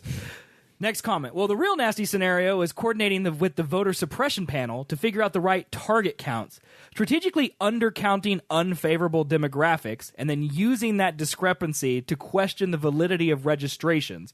According to the census, there are only 900 people in this literal-leaning precinct, but somehow 1,200 people registered? Suspicious. Then it keeps getting worse. Like I said, this is exactly it. History is full of once decently run democracies falling into autocracy via the mechanisms democracy provides: open platforms, elections, lawmaking bodies, emergency powers, war, etc. Why shouldn't it happen again? The Turks weren't stupid, but they got gamed. The Russians and Iranians, too, lost their democracy, and famously the Germans not too long ago. It's just our turn if we can't stop it. American exceptionalism doesn't automatically stop this. If anything, we are probably more susceptible due to our weak institutions against corruption in high places like POTUS. Impeachment is done by Congress, which is always ruled by a simple majority. and of one party, and if the POTUS party doesn't want to impeach him, then it's tough cookies. End of story. People are finally just realizing how much we've been marching towards imperialism. The consolidation of powers, the executive branch, have been moved along by Democrats and Republic for decades. Extrajudicially waging war, taking away American freedoms, passing law through bureaucracy and executive orders rather than the way it's supposed to happen through actual legislative branch. Congress hasn't been a real place of power in a very long time. We just now are finally seeing someone who truly demonstrates the power we've slowly and willingly handed over to whoever sits in that Oval Office. At least now people are finally realizing what kind of power potential we have left sitting at the top of that tower. I just hope something is actually done, and it's not just to curtail Trump, but to make it so no future president can do what they've been doing while half country smiles, at least he's our guy, and the other half says, next time it'll be our guy. I'm just like, that's crazy. Yeah. Because, I mean, literally what they're saying here is the census is really the cornerstone of democracy. Because once you start playing with the citizenships, you can redraw districts. Mm-hmm. You can say people live there that don't live there. Gerrymandering. There are people in here that say Latinos will be scared to sign the census if they think it's a Trump-based census because ICE will show up at their house the next day and get rid of them even if they're legal or not legal. And so they just won't even do the census. And so there will be a completely inaccurate census for 10 years. So most of Trump's reign. And it's just like, that's crazy to me because I never really even thought the census was a thing that was important. Right. There's so many things that we didn't even think about that were going to be terrible from Trump just not knowing what he's doing or knowing what he can do. That's the scary thing about it because we know Trump doesn't know any more than we do. Right. There's definitely no way he knew the census was more important, but there's someone in the White House who has Trump's ear or in Moscow, in the Kremlin, that has Trump's ear that's telling him these things, and then he's doing those things. And we're slowly but surely just taking Jenga blocks out of the tower one by one. Dude. And so it's like, I mean, it's death by 1,000 cuts is what it feels like. It's just so crazy to me that you can just be slapped in the face with so much fact and just turn the other cheek and be like, give me some more, you know? Ignore it, yeah. I just don't care. Yeah. Well, did you see, there was an oatmeal comic that went viral last week about it has a technical term, but it's basically about people who reject facts because they're so against what they had believed their whole lives. And it's like the equivalent of literally apparently he uses the example of, okay, George Washington's teeth made of wood. Right, everyone knows this. He goes, that's not true. He said George Washington's teeth were actually made of weird dentures. And it's like, what do you think about that? You're like, okay, I can accept that. And he goes, well, that's not true either. Actually, George Washington's teeth were literally plucked from the mouth of slaves and put into wooden dentures and then placed in his mouth. And he had teeth made from teeth, but they were teeth from slaves, which is a fact. He had sources and he cited it. And you're like, the fact that you hear this and the fact that you've heard this for the first time, your brain immediately goes, wait a second. There's no way that that's true. Even if you have sources and facts that say that it is, your brain says no. And so all these people in these deep red states that are incredibly religious and they're undereducated or whatever it is, their belief is more powerful. It's a survival instinct. It's like a caveman style survival instinct where if you hear a fact that's contrary to how you've been raised or brought up, your brain rejects it as a survival mechanism. And it's literally it's a thing that happens. People just can't hear new facts and immediately accept them. It's just a human condition. That sucks. And then anytime they hear something that supports their truth, their personal truth, their brain goes, there's evidence that my truth is truthful. Even if that truth is completely not true. Which is why things like sending a tweet about saying the census is corrupt, all these people who had a little bit of suspicion about it to begin with because they're dumb, now they're like, it's corrupt, I knew it all along. And there's just no way you can convince them. Because they're going to show you 30 Breitbart articles about how it's messed up. It's just unbelievable, man. He tweeted over the weekend at Comey and was like, you better hope that there's no tapes of our recordings, so you better not be leaking that to the press or something like that. Some blatant threat. He threatened him, to have some dirt on him or him have dirt on Trump. I don't even know. It's confusing. But then he tweets that to everyone in the world. He tweets that, and then he gets in a one-on-one interview with someone, and they ask, what did that tweet mean? And then guess what he does? I don't want to talk about the tweet. He says a bunch of nothing, right? I don't know. He just said, I'm not going to talk about it. Okay, that's actually worse. He just said, I'm not going to talk about the thing I'm talking about.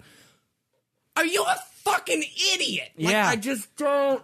I can't imagine how people don't rip their fucking hair out, man. I'll tell you why. It's because these things are too complicated for most people to understand, or they don't care to understand them because it takes too much time to learn about them. But we do know that gays are bad and abortion is bad, and as long as Trump agrees with that, he's a good guy. Yeah. I mean, I try to look at it like the barometer is my family. Mm-hmm. Like, that's how they are. Like, they don't care that, people could be rounded up and sent to camps, and, Trump's joked about that because he knows that there's not going to have a legal gay marriage, and marijuana's not going to be legal, and abortion's going to be murder while Trump's the president, and that's all they care about. Yep. It's the simple issues that their simple brains can wrap around, and that's what the platform is.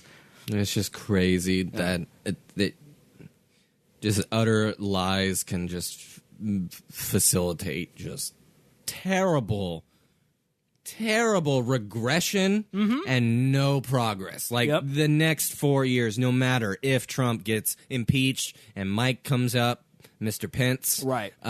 Either way, where it's a regression. Right. We're not moving forward in any sort of way into the future of what mankind could, should, and is becoming. Right. It's just it's weird to think about, too, because, I love the paragraph I read about Trump is just showing how much power we put in POTUS. And I do think, if anything, the ACLU and the judicial system and judges out there, they vote against Trump, which, thank God, that someone's doing that and the system does work. But there's going to come a time where there's going to be too many, or there's going to be some distraction, and they're not going to be able to do that. And then you think 30, 40 years from now, when people our age are going to be the candidates for president, and all the old guard is out, and we're the Facebook generation, and you can go back and pull a Seth and Brian show where I've said things that would keep me out of office forever, that taken out of context are horrible, and I'll never be able to be a politician. Well, neither will 80% of people in our generation. So, how does America move? Our standard of, I think, person is diminishing, as we can see. Right. Kanye, I thought, would have been crazy when I heard him at the Grammys. Well, The Rock is seriously considered running for president. And honest to God, I'd fucking vote for him. I'd rather have The Rock up there. I would for sure. much rather have him in there because. Well, it's a double standard. You got to think Donald Trump said, "Grab him by the pussy." Yeah. To what was that guy's name?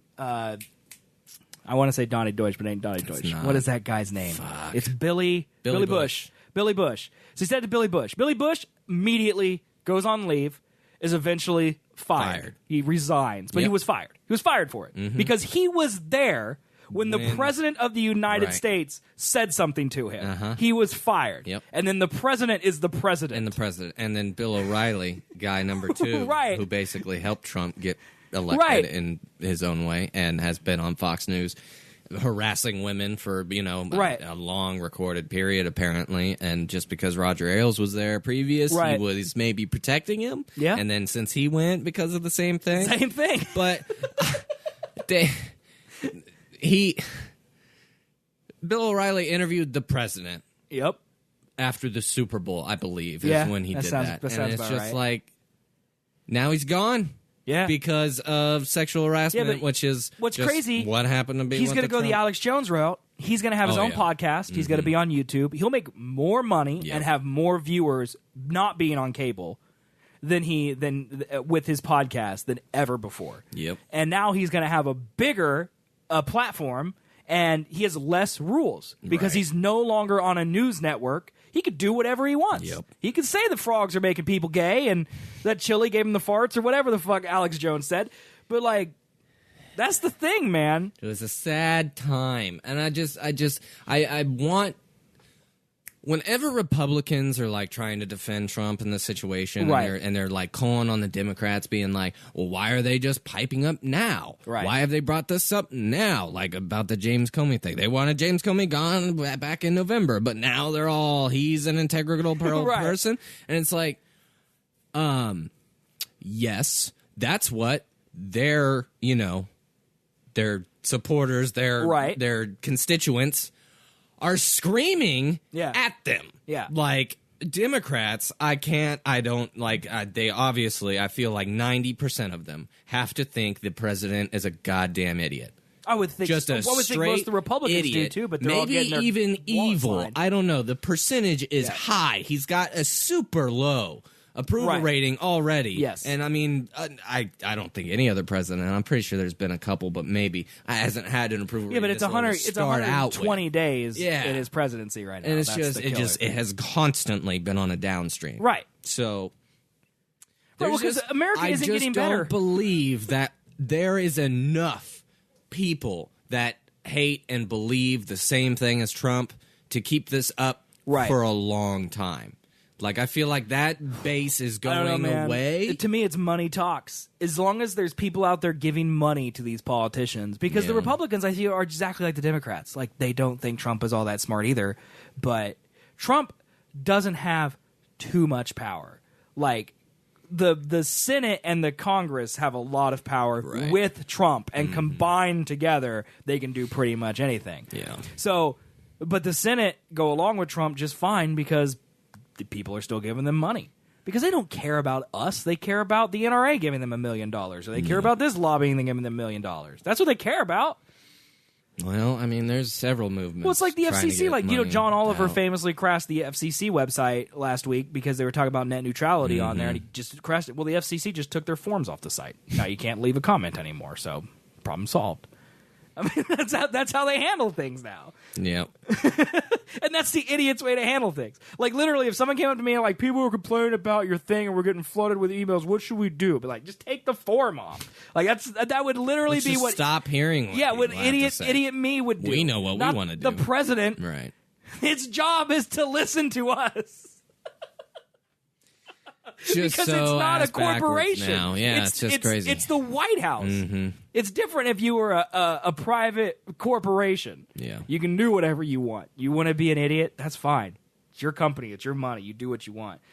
It ain't that way for government, but that's how it's being run. I sadly fell for it last year. I mean, there were moments where I was like, yeah, Trump might be better than Hillary. He was just so dumb. That's the dumbest thing that I could ever think now. Like, no matter what, we would not be talking about how Hillary just fired the FBI director. Well, maybe at the start of her presidency, but not halfway through. I don't think she would. I don't think she would have. Because most presidents, I'm not even going to say Democrats and Republicans, most presidents are not about strong-arming people. Right.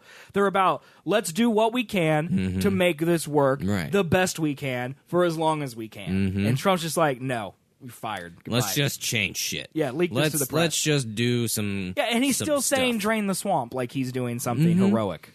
I just don't get it. He's just literally firing everyone who disagrees with him, and I don't know. It's just that's what crazy. A child does. Yeah. Yep. I don't know. It's sad.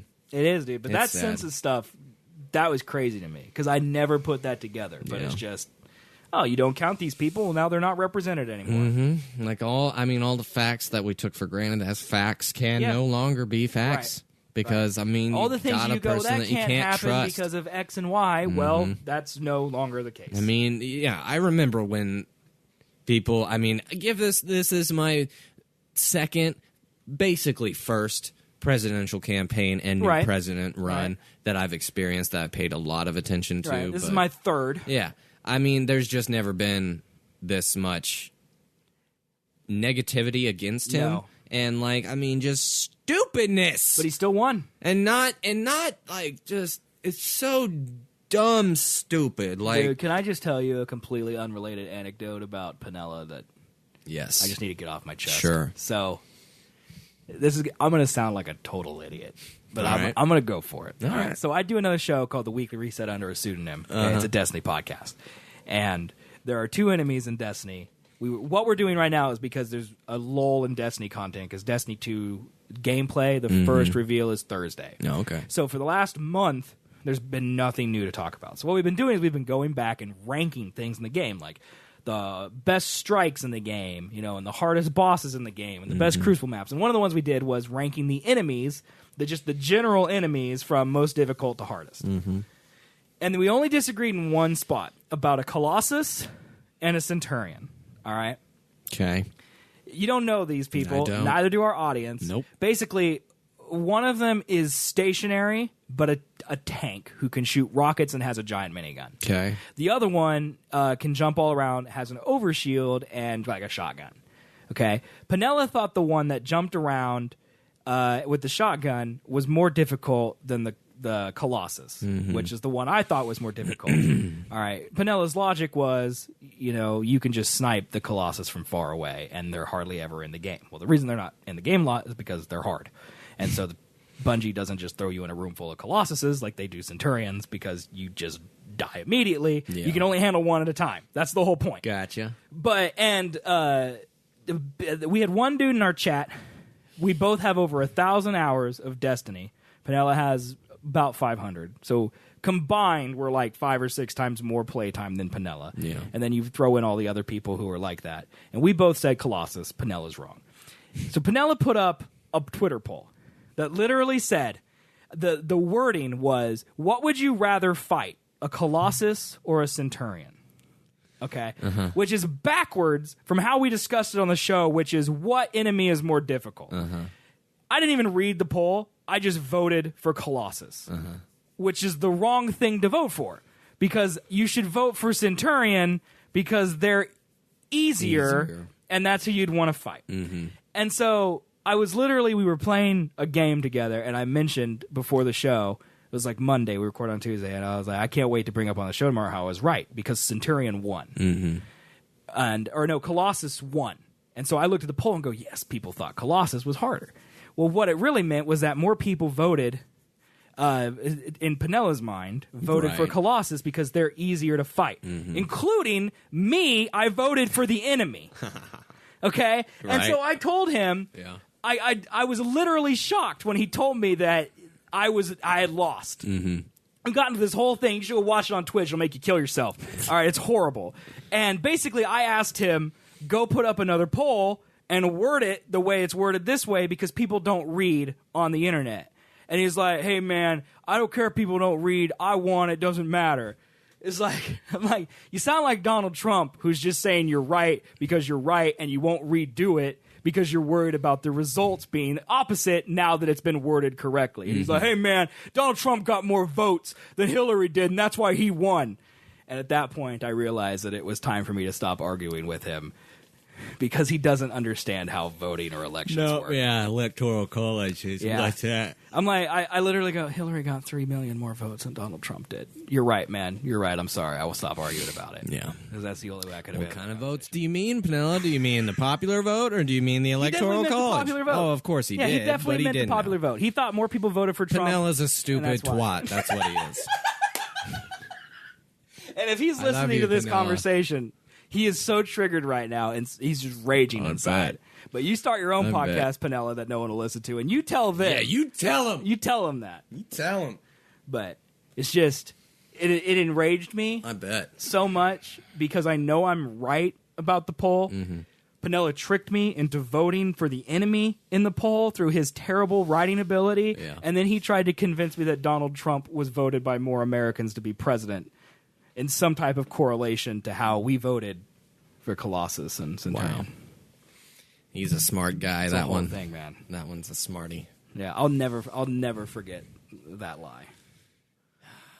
Wow.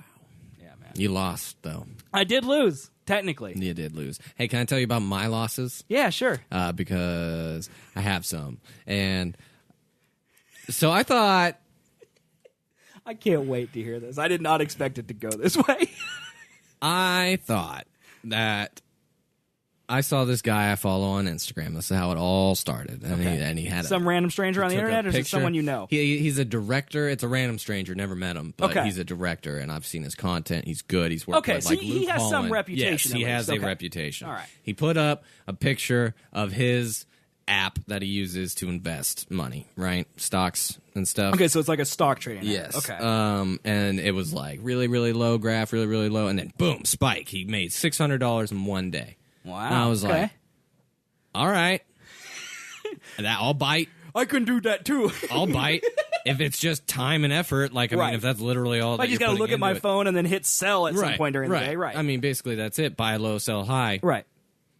That's the concept. Okay. So I was like, I'm getting into this. So he like wrote like a couple of guys that he used for training and stuff like that. So I go and I look on YouTube. I find a 14-hour-long training video about the guy that he learned from. 14 hours? 14 different parts, about an hour each. Okay. And I started watching them. I only made it through 5. That's a lot, though, honestly. 5 hours of learning. Yeah. It's 5 hours you'll never get back. So I learned like some tricks and stuff, it's mainly penny stocks. Okay. The way that penny stocks work, it's definitely not a long game. It's a short game. You invest when you see a certain pattern in the graph of the chart because, I mean, really, you're looking for volatile stocks which move a lot. Okay. So the values go from $7 to $1 to $5 to $3 over the course of a week, if you buy 1,000 shares at a penny and then you sell them for $5, you made a killing. Right. Yes. And I mean, even if it's a penny to 5 cents, like, I mean, over time, if you do enough of those, 5 cents to $10 is crazy great good. Profit margins. I mean, what he was talking about, his, like, compared to casinos, betting your money, stuff like that, you get about a 20-30% payout rate, if that. Okay. And then with this, it's closer to 60-75% payout rate. You're going to be making your profit back on what you do, just as long as you're doing it right. He doesn't stay in too long. He just typically what it is day trading. Okay. That's a separate thing from just stock trading. So with this app that he was been using, because day using, trading is kind of like penny stocks, but with hundreds of dollars. I mean, basically, kind of. It's just it's a matter of how you want to look. You can either buy stock for the long game or short game. Long game would be like Apple, Facebook, Twitter. If you buy stock of that, if you come back in a year, you'll have a pretty good 10-20% profit. But day trading would be like, I'm going to invest in an insurance company before a hurricane hits and hope that the hurricane doesn't actually do any damage. But I mean, it's the same thing with profit reports, like any big news that would set a company up. So I'm going to invest in Activision and hope that their profit report is good this year, better than expectations. Smaller companies, because they're brand new, they're shit, their stuff. Like, I mean, weed stocks were big this year. Weed? Because weed like companies... marijuana? Weed companies... They have stock? They have stock. Some of the companies have gone public, and people are like, thinking that it's a gold mine. How do they go public? I don't know, man. Great question. I don't know. I don't know all the intricacies. How do we go public? I don't know that either.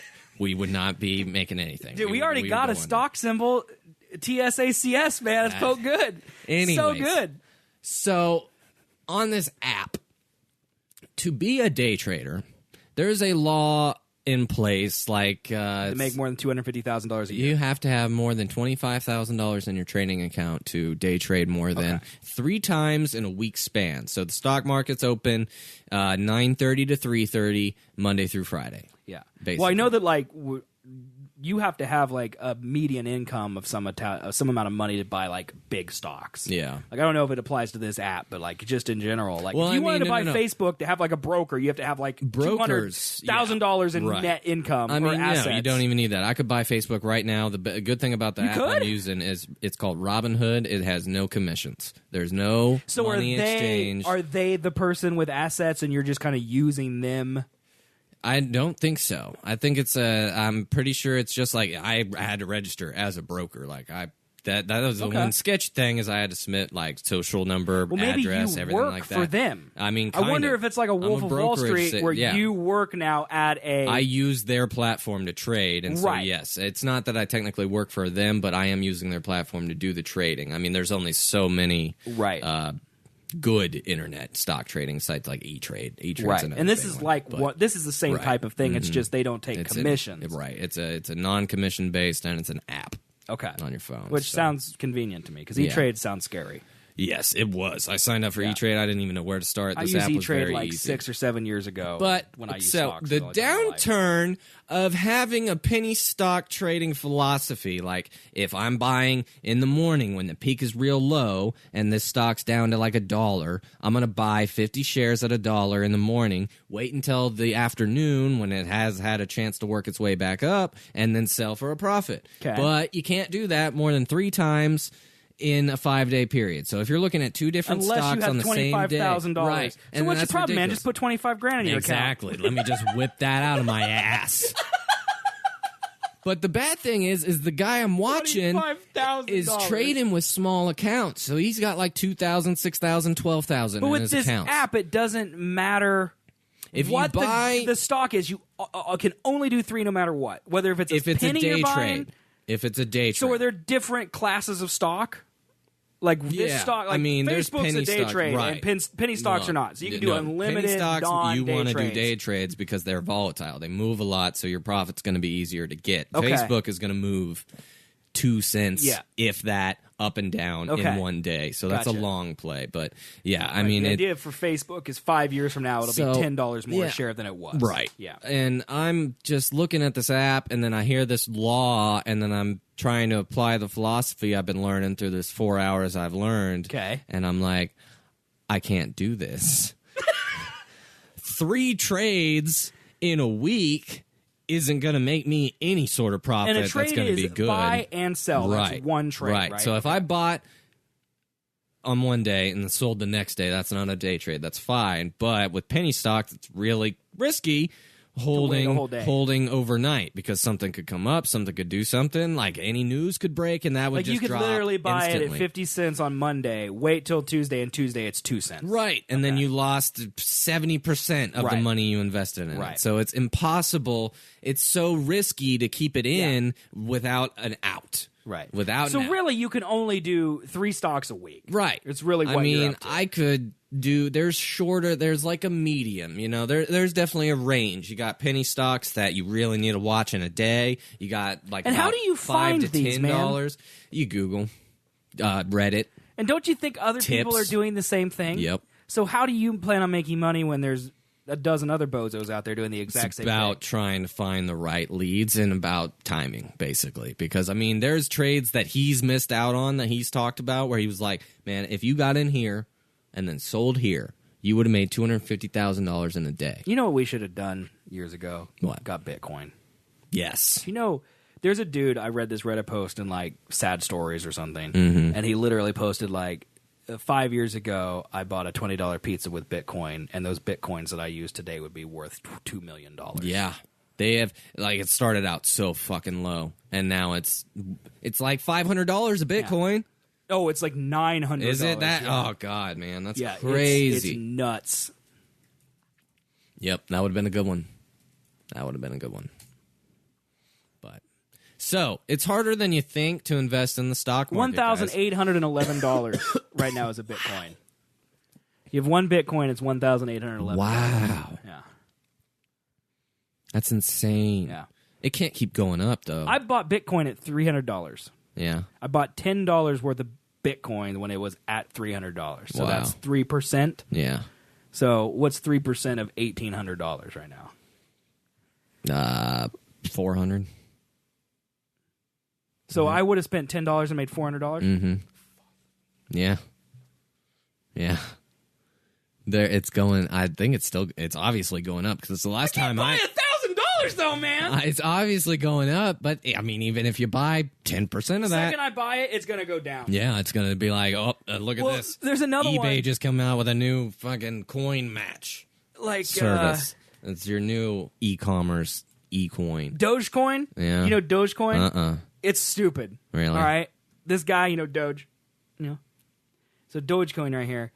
It started as a kind of a joke, literally to just kind of mock Bitcoin, but it's also just climbing like crazy. Cryptocurrencies are huge right now. That's weird.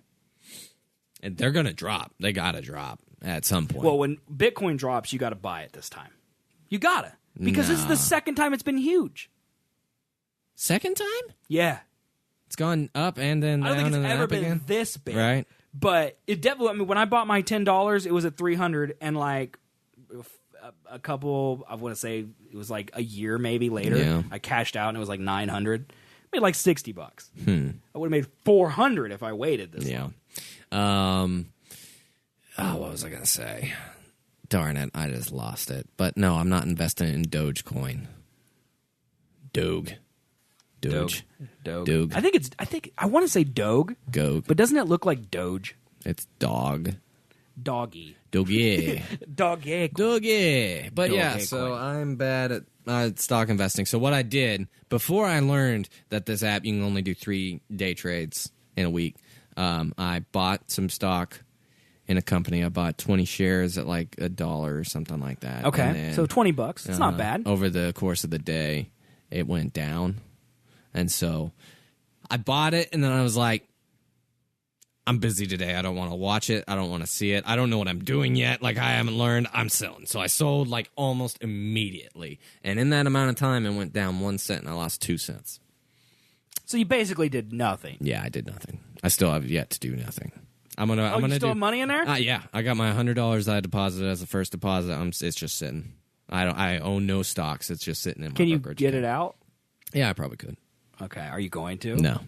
I'm going to leave it in, and I'm going to buy, like, I don't know if my plan is to, like, because Kay's parents do investing. And, like, I think they invest they're in old and silver rich. and stuff. But I think minerals and, like, gold, obviously, is a really good one. So yes. I feel like maybe instead of just saving money into a savings account like I'm currently doing, I'm going to save money and put it into my stock account and buy, the more predictable. Do you have a 401k? No, I need to just get do one. a 401k. That's what that is. Yeah. A 401k is literally just you put money into your 401k, it vests over 30 years, and then your graph does this, and you have $1 million. Yeah. You have $1 million. I need some compound interest. That's what I'm looking for. Yeah, that's what a 401k is. It's just you can't touch it Right. until your 30 years are up. Yep. But that's why people retire with a 401k, because Right. you've put in $100,000 and then all of a sudden it vests in the market and now you have $1 million. Like my dad's 401k, when he retires, will have like $7 million in it. That's ridiculous. And he's never put that much money into it. That's ridiculous. He's just fucking disciplined as all get out. And What I was looking for, I cashed out my 401k for burgers. Yeah, I what I was looking for with stock was a solution to a monthly income. That was my. But you got to have so much money to begin with. Yeah, like, that's you what would. like Pinella was like. I mean, I told him this, but then he told me this, so I'm just gonna say he told me this, that he put $200 in and bought Activision stock or something, and he says he doesn't make any money off of it. Well, it's because you only put $200 in. Like, these people are literally spending tens of thousands of dollars in stock, Right. And then they get $500 back. Yeah, a I mean, month. regardless, you're like I said, it's about a 10 to 20% profit. But if you're doing margin. the penny stocks and you're of doing these 500, small, I mean, if you only need to make $80 a day and you're doing penny stocks, Right. But that's like a job. You have to really watch it's a day it. trading thing. Yeah. Mm-hmm. So I could either. I think there's a workaround to it because I think it's Robinhood Instant. Meaning that once you sell any of your stocks, you automatically get the money that you make from that trade to use as buying power for another trade. Okay. But you can like downgrade to the cash account. It's like gambling. Yeah, it is. You can downgrade to the cash account. You just won where $100. you could do day trading all the time, but you have to wait 3 days to recoup your assets from any trade. Gotcha. So like if I traded $100 in the morning, I bought $100 in the morning, I made 15%, so I got $115 at the end of the day, and then I try and trade tomorrow, I can't use that $115 until 3 days. You have to put later. in another $100. And then that's basically it's the same wait time as if you were to just do 1 day trade a day. Right. But I mean, maybe it's you got to do like a lot in 1 day, Yeah, if and you then do a wait lot, 3, and then if you think do about it this one, way, and if you then put do $100 in every 7 days, Right. eventually you're just going to have a rolling amount of money that you'll always have to play with. So, I mean, that's an option, or I could look into, other broker You could also, I think what you should take from this, man, is you should just take whatever savings account that you claim to have and go to Colorado and open a weed store and go public. Because apparently that's a thing you can do It's now. apparently something you can do, and apparently make a lot of money, because those weed stocks are a hot commodity. Dude, have you seen those those videos of people with just bundles of cash? Like, this is what I made today, and this is for federal taxes, for state taxes, this is profit. Mm-hmm. Well, everything has to be in cash. Well, yeah. Weed, you can't. Which is have baller. Yeah. That's amazing. I don't know. Maybe. You should do that, man. Life goal. I'm getting my fidget spinner.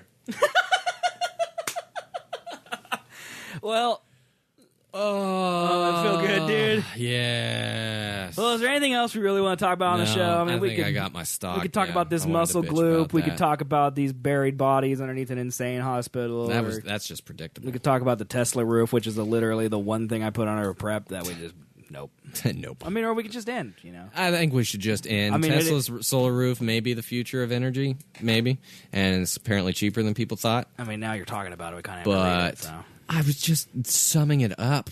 Did you see that picture of Elon Musk? Right? Yeah. Look at my roof. Look at this tile. It's so sexy. Tesla has begun taking $1,000 deposits for remarkable solar roof tiles to be delivered this summer. Tesla will begin with production of 2 of the 4 styles available in October: smooth glass and a textured glass. Roofing at 2,000 square foot home in New York State. Nope. Oh God. Nope. Oh God. Oh God. There's no. My computer's just froze. Oh God. Oh, it's where's it? God. Where's it at? I don't know, man. Where's it at? I don't know. There you go. We'll just do that. Oh, a second I muted the video show. Thanks, Bank of America. God, Bank of America. God, get out of here. Oh, roofing a 2,000 square foot home in New York State with 40% coverage of active solar tiles and battery backup for nighttime use would cost $50,000 after federal tax credits and generate $64,000 in energy over 30 years. So apparently, it's going to save you money in the long run. It'll make you money to have this solar roof. Yeah. Well, good. That's what we need. Make that shit in the roads. The warranty is for the lifetime of your home. Or make roads out of plastic. Have you seen that?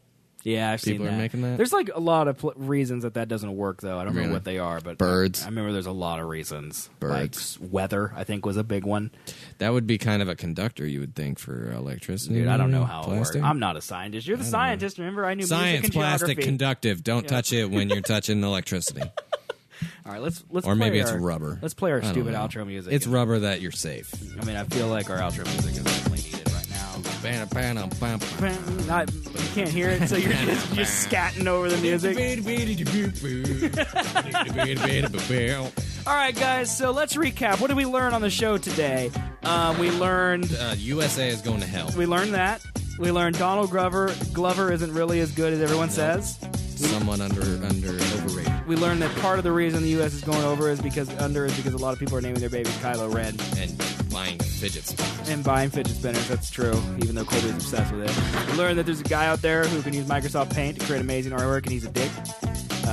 We tried to solve Hollywood's movie problem, and we didn't succeed. We did not do good.